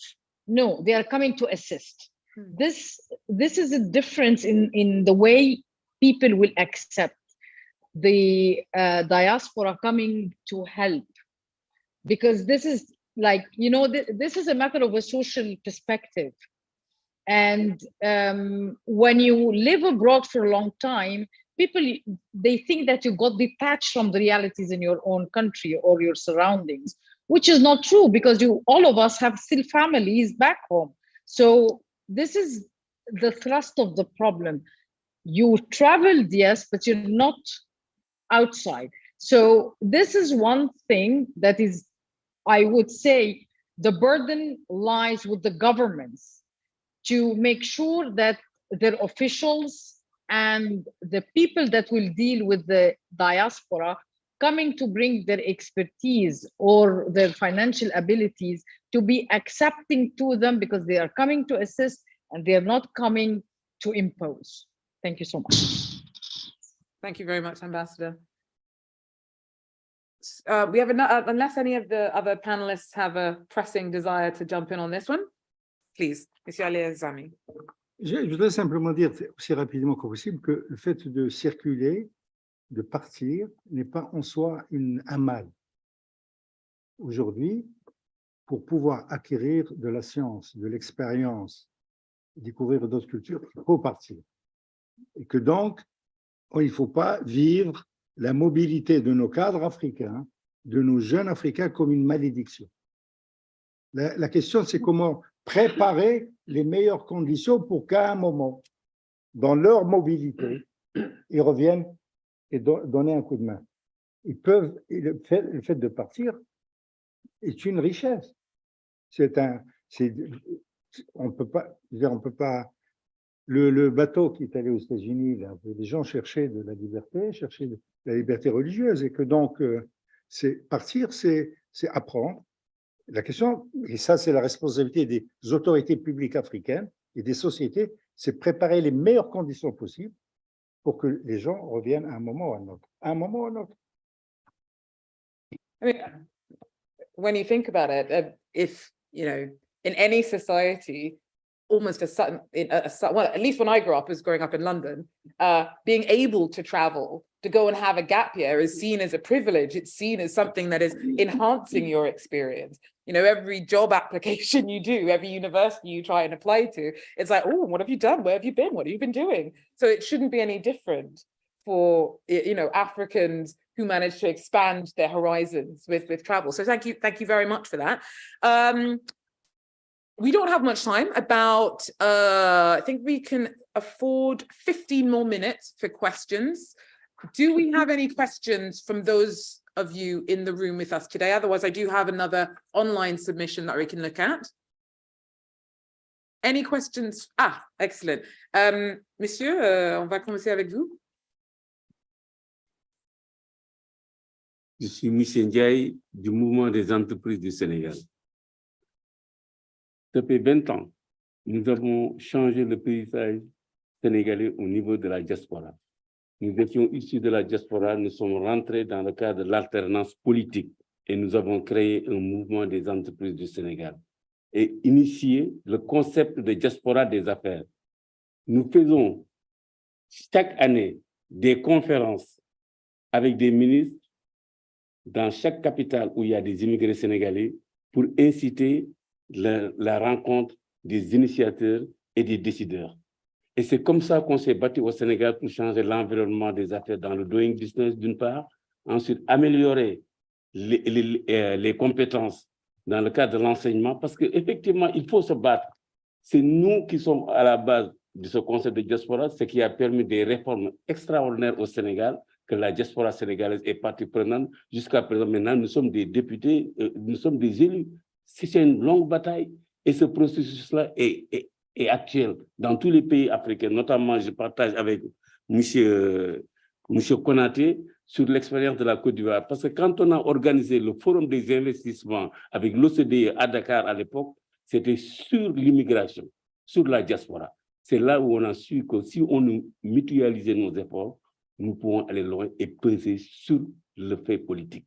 Parce que les politiques ne savent pas certaines choses que nous, nous vivons. Et nous pensons effectivement que la diaspora a son rôle à jouer dans le développement de l'Afrique. Parce que l'Afrique est à faire. Tout est à faire, notamment au niveau des infrastructures d'une part, au niveau de l'énergie. Il y a des secteurs qu'il faut choisir et se battre et se cantonner. Et c'est ça le processus.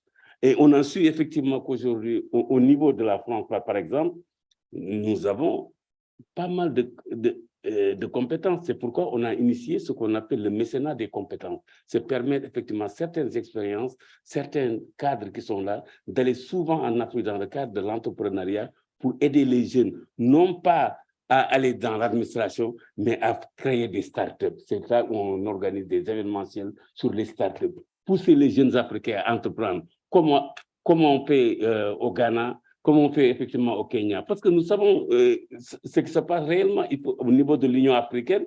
Il y a le mécanisme africain d'évaluation des pairs. Et nous, en tant que secteur privé, nous nous sommes introduits dedans dans le cadre de la bonne gouvernance pour faire valoir nos droits. C'est l'entreprise qui peut aider. C'est l'entreprise qui peut aider les jeunes Africains à se développer, à être des hommes libres. Parce que l'Afrique, c'est le continent le plus riche, c'est le continent le moins peuplé, et il y a tout à faire. La vitesse commerciale est tellement lente, et donc on peut s'asseoir et développer. Tout nous reste raison. Allons-y par escalier, Nous n'utilisons pas des ascenseurs, allons doucement par escalier et je suis sûr que nous arriverons par le secteur privé d'une part et d'autre part par les bonnes volontés. Je vous remercie. Undoubtedly. I'm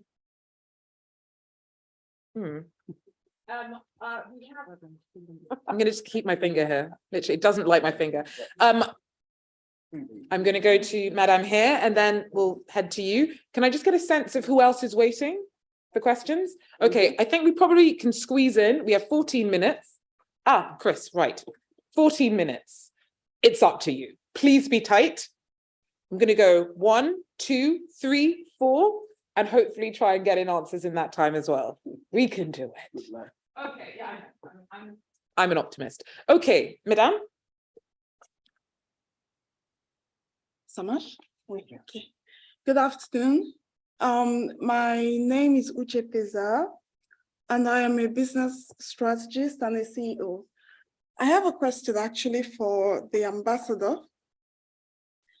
And my question is related to understanding how the African Union on a continental level is organizing itself or putting in place initiatives or programs that could help the diaspora to connect with the continent in a more consolidated way on a continental level.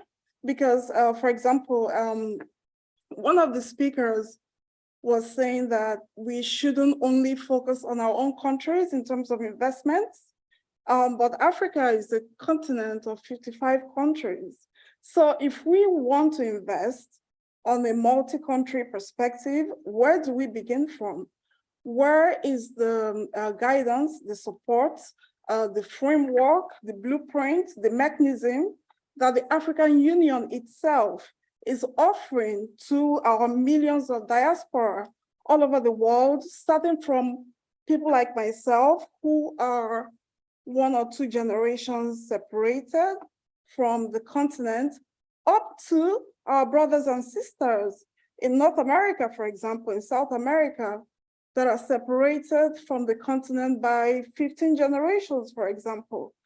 How does the African Union plan to, or is already putting in place a very straightforward, consolidated pathway for investments to flow from the diaspora population all over the world into Africa on a continental level? Ambassador? Well, thank you very much for this question. Actually, I mentioned in the course of my short introduction what the African Union is doing right now. We have already established a diaspora division in the African Union. Its main job is to connect with the diaspora, with the civil society in the diaspora. One of the projects they have is doing diaspora mapping to see the skills and what is possible to connect the diaspora to, as the one who intervened mentioned, basically, I'm sorry, I'm very bad with names. So as she mentioned simply that this connects Africa with the diaspora. The second thing is we have a professional network for someone like you, madam, to connect with the network of business and professional network, which is solely meant to address diaspora and connect them together, and also use their skills when needed, or present projects to them also where needed. When it comes to the other aspect, which is in relation to more practical approach, and when it comes to funding, we have the African Diaspora Investment Fund. This is also in place, and this is one possibility if we're speaking about financial contributions to projects. This is on one side. On the other now, in relation to the African continental free trade area, the connection to the diaspora is increasing because we have business forums where it goes around in Africa in different places where it like basically the organizers are the African Union and some partners, and we invite also the diaspora to come over. So all the information I'm saying are available. They are in the public domain, and some of them are already on the website of the African Union. And as I mentioned earlier, one of our colleagues in the previous session had already put in the chat contacts of the diaspora in the African Union. Again, it's a continental organization. What we do is to put strategies and programs for the governments to benefit of. And we even have MOUs with third parties to fund specific projects in specific regions if they want to. It depends on where the funding comes, when the funding comes, and what projects are available. Still, it's work in progress. I know there is a lot yet to be done, but in comparison to what we've done before, then we have gone into leaps in connecting the diaspora to the continent. And I hope you can fetch this information online and then you connect to the African Union to get further information to your projects. Thank you so much. Thank you very much, Ambassador. Hopefully that's given some guidance to some of some of you in the room with us today. Madam, you're next. Thank you so much, and thank you. Oh, sorry. This is for me, right? Yes. Thank you all for this very interesting intervention. Je veux juste rebondir ce que M. Yazami il a dit sur la richesse de cette diaspora, et on l'a tous vécu durant la Coupe du Monde. La Coupe du Monde, la sélection marocaine, un sur deux joueurs marocains et de binationaux. Et sur les 16 concernés, 14 sont nés en Europe, à l'étranger. Parfois, ils ne parlent même pas la même langue, mais ils ont pu vivre non seulement les Marocains, mais tout le Global South, comme on dit. Et le fait de jouer, le choix adopté aussi pour jouer pour le Maroc, qui est pays d'origine, ça montre aussi la réussite de cette politique, la stratégie marocaine du sport, entre autres. Donc tout cela aussi, ça montre aussi que le Maroc a lié son destin à l'immigration, cette migration marocaine. J'ai une question sur, peut-on admettre, une question à M. Yazami, peut-on admettre dans la conjoncture actuelle que la diaspora peut devenir un acteur à part entière, où il est tout, selon le constat actuel, de penser à une émancipation intelligente entre pays d'accueil et pays d'origine, lesquels n'ont jamais été convergentes, à travers leur politique, notamment au fil de 3 générations. Merci. Monsieur. Merci. On vient de publier un livre, j'espère avoir l'occasion de vous l'offrir, sur ce qu'on appelait le moment marocain, c'est-à-dire cette épopée effectivement, et il y a eu durant le Qatar, durant le mondial, ce que j'appelle l'alchimie, une alchimie entre les Marocains du monde et ceux du Maroc. Et à mon avis, le succès tient pour une grande part à cette rencontre. Écoutez, le Maroc a abrité en décembre 2018 le pacte global pour l'immigration sûre, ordonnée et régulière. Et en même temps, il y a eu le forum migration-développement. Et il y a une session de ce forum, je crois, en février 2024 à Genève, sous présidence française. Nous manquons véritablement d'un lieu de gouvernance internationale des migrations. Aujourd'hui, bien que la question de la migration démographiquement n'est pas très importante, on parle de 3 à 4% de la population mondiale. Mais en même temps, cela suscite de telles passions et de telles instrumentalisations politiques et de telles crispations identitaires dans toutes les sociétés qu'aujourd'hui, il faut renforcer les lieux de gouvernance et d'échange et de débat. Et c'est pour ça qu'on ne peut qu'encourager, à mon avis, aussi des initiatives de l'Union africaine là-dessus. C'est-à-dire que vous savez que le Maroc, le souverain marocain a proposé une feuille de route pour l'Union africaine en matière d'immigration, et un des points de cette feuille de route est de parler d'une seule voix avec les autres partenaires, et notamment l'Europe. Et je crois qu'il faut qu'on persévère, Il y a malheureusement une surdité chez certains gouvernements. Je ne vais pas les nommer, mais il faut persévérer, c'est tout ce que je peux vous dire. Monsieur Kanete, do you have anything to add? Non.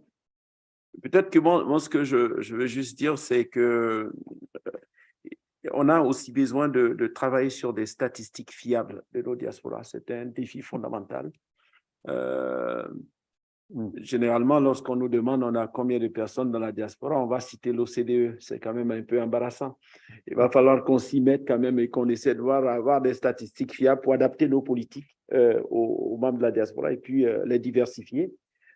À cela, donc je pense que l'Union africaine aussi peut travailler. Moi, en tout cas, je me félicite déjà de l'ouverture de l'Observatoire de la migration basé au Maroc.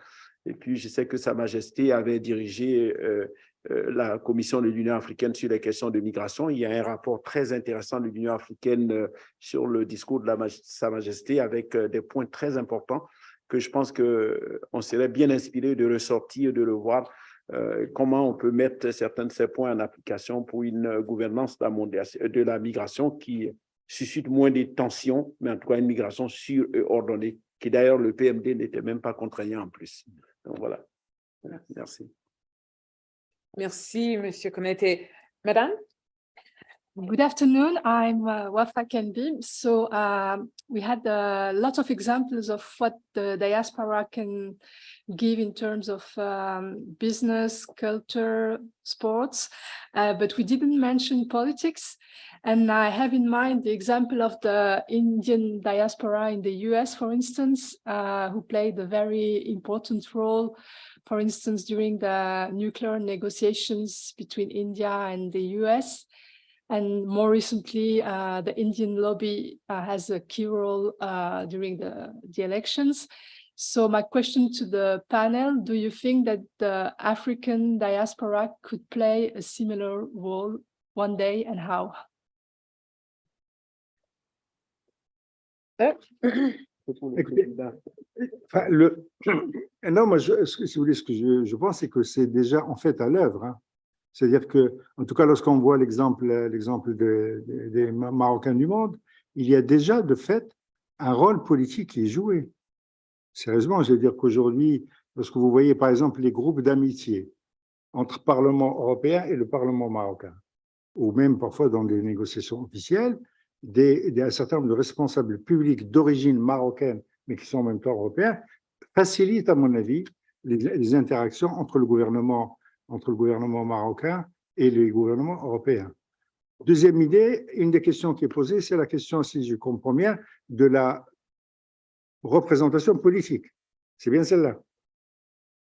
Écoutez, sérieusement, moi, le mot lobby, j'ai quelques... Ce que je pense, c'est qu'il faut qu'on ait des moments de réflexion renseignés là-dessus, et pas des généralités qui font partie de la réalité, mais il faut qu'on analyse ce qu'on dit par ce mot, comment.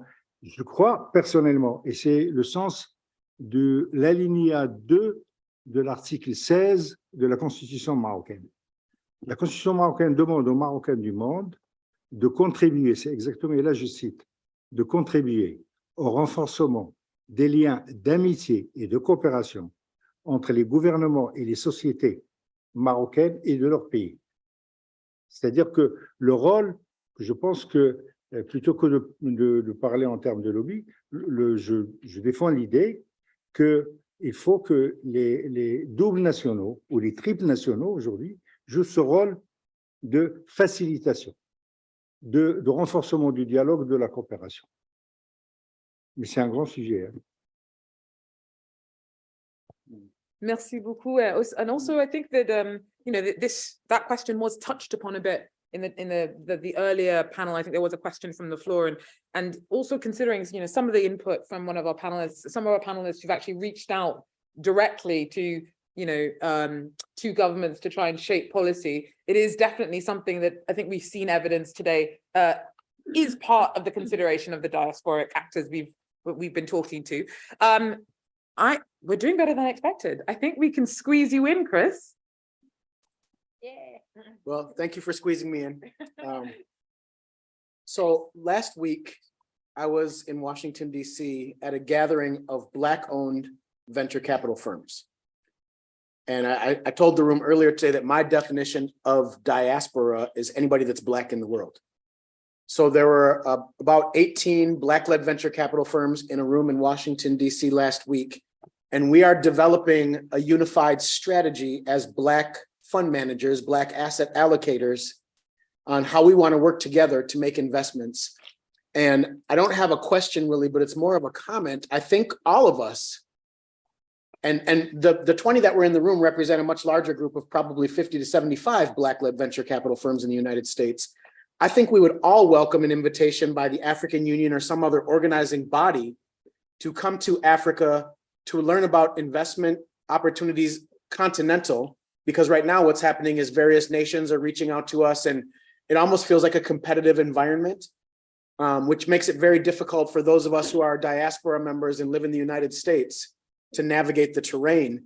But if the African Union or some other organizing body were able to create sort of like a centralized invitation for us to come over to Africa to understand, which nations have what assets, which nations have what investment opportunities, that would be a really, really, really helpful way for us to better understand the landscape. And then we could, as a group, talk about how we want to work together to invest on the continent. Thank you very much, Chris. I think that's an echo of some of the calls that we heard earlier for more involvement or leadership from the African Union to kind of hold the hands of eager diasporic communities looking to invest on the continent. We know that you started, we're eager to see where it goes. That is, though, where we're going to have to wrap up today's conversation.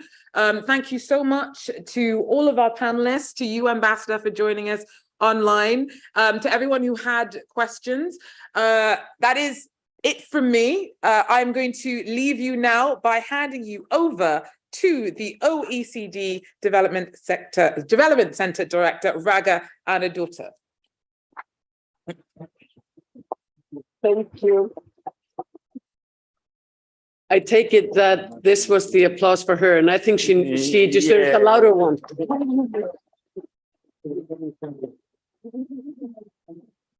Thank you. Thank you for. I was just about to call you Gloria. I know. I told you. I told you that was going to happen. Georgia. There was a backstory to this, but I won't. Thank you so much for your excellent moderation, and thank you to all of the panelists and to all of you here in the room.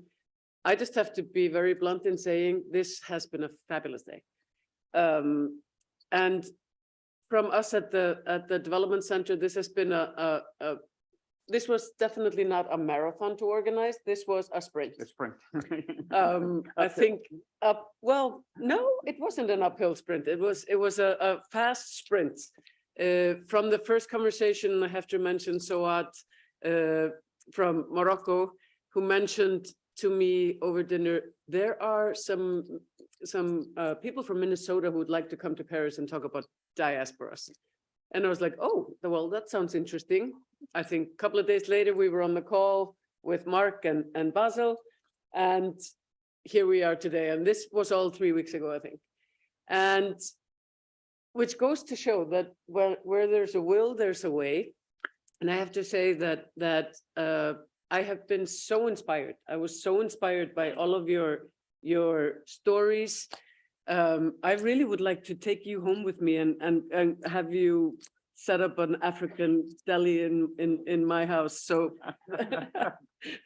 now this is just so inspirational. It is so magnificent to see the power, and someone said here today that it is fresh to hear issues like this spoken in a optimistic, positive way, full of opportunities and hope. And migration is not something to be feared. That was also said, and that is so true. I come from a very small country, Iceland. For centuries nobody wanted to migrate to Iceland. It's a bit chilly sometimes, but we were migrants from Norway.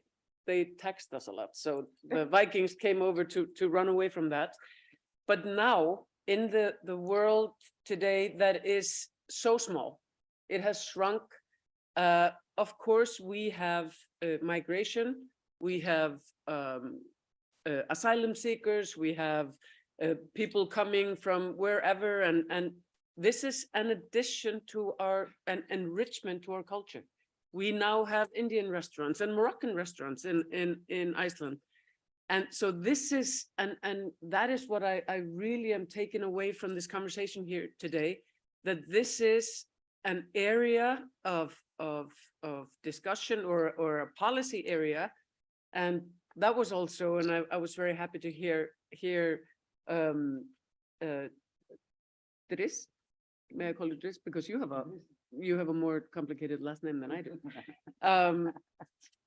Identify roles for the OECD. And that's where I am sure that this is not an end of a conversation. This is a beginning of the marathon. That now we've sprinted, we've gotten started, because there are so many issue areas where we can put our heads together. And the role of governance and the role of governments has also been mentioned here.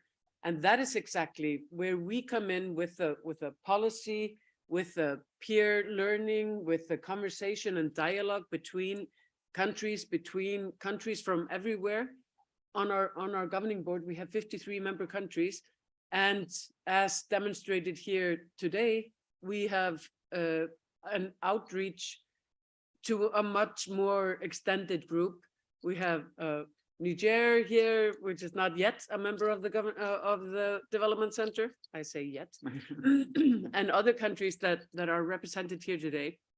So we can take this conversation with you, and I pledge all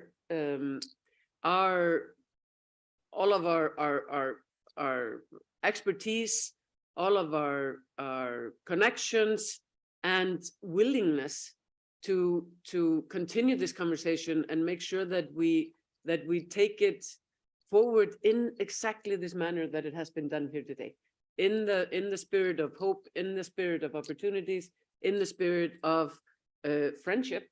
I'm sure that I have. I speak for all of us that we have all had or gained new friends today. This is a relationship that is a long-term relationship. I had a lot of points that have been prepared, but I feel like that has all been said. And as this is the beginning of the discussion, I just want to express my deepest gratitude to everyone who has been with us here today, who have been watching this online. And I very much look forward to taking this forward. And before I close, I just have to thank our teams. I want to thank my team at the Development Center. Great sprinters, all of you are here. I'm not going to start naming names because then I will forget someone.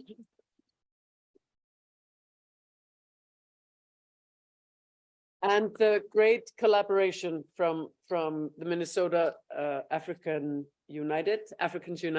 And I can also say that Minnesota is, I think, the largest, or at least one of the largest, place of Icelandic diaspora. So this unites us. So thank you very much. As well as Somalis outside of Somalia. So Minnesota is what brings us together. And since we lost the moderator, we didn't lose her at all. Since she resigned, I am going to give the floor over to my new best friend, Mark Ritchie. Thank you. Today was so inspiring. There's so many things that have touched people's hearts and minds. I'll speak for myself, touch my hearts and mind. And one of the things that wasn't said was this very unusual connection to John F. Kennedy back in the creation of the Development Center. I think I want to recommend that people take that moment to watch that great little video that's on the site of the Development Center. But I would even urge you to go further and read his entire speech. That was his first speech after he became president, going overseas. It's not really overseas to Canada, but we say that sometimes. And it laid out a vision that was inspiring about inclusion, about doing things together. And often it's said that that was the main emphasis, was the sort of inclusion of OECD and non-OECD countries. That was it. But I want to remind us all that he also spoke, I propose further that the OECD established a development center where citizens and officials, ma'am, students and professionals of the Atlantic area and the less developed world can meet to study in common the problems of economic development. So his vision of inclusion was big, OECD, non-OECD, students, young people, professionals, skilled and trained people, folks who are in government and citizens. And it's a message that still resonates with me today. But the most emotional part of this for me today was reminding me that as a young boy, I lived in Washington, D.C. My father was at the USDA trying to do things about world hunger. And I was there when Kennedy was sworn in, watching a grainy television. And his message of that day was different than his foreign policy message. Some of you may know that great quote, "Ask not what your government can do for you, ask what you can do for your government." And what we've done today and what you have done in life of political work and professional work and family work is what we do for ourselves and our friends and our neighbors. And that's another word for our government. I look forward to the marathon because I think every person in the room is thinking about the next generation, the topics of the climate, the topics of the pandemic, the topics of the financial crisis, the topics of what we can do together have really resonated. And I think that's part of why today was so spectacular. We've talked about maybe some more things in late June. We haven't figured that out. I believe that we're going to be doing a big session on the shape of the future green economy, which will have a big topic of mining, probably in July with APEC folks. We might invite you to Minnesota in our most beautiful time of the year. We've talked about things during the General Assembly. We've talked about things that should be in our conversation going forward. But one of the things I hope you take away from those of us here from Minnesota is that we like to make things happen. And 12 years ago, somebody said, "Oh, we ought to make an expo happen," you know, like they did in London and like they did in Paris. And they said, "Oh, okay, first you got to convince your government." So we took 5 or 6 years and we did that. And then we had to convince other governments, and we're working on that. We got a vote coming up here. But maybe the most important thing was that when we got the last 3 presidents to say, yes, the US should get re-involved in the global, you know, the expo and all of that, I saw how it inspired others, including people I work with very closely, to say, oh, let's go see if we could get back in UNESCO. And I want to make a promise to you today that next on that list is, oh, let's get my government back in the development center here, the founding government. That's not okay. And we're going to fix that. And that's part of the marathon. Thank you, thank you, thank you. Deal. Deal. Thank you, everybody. Thank you.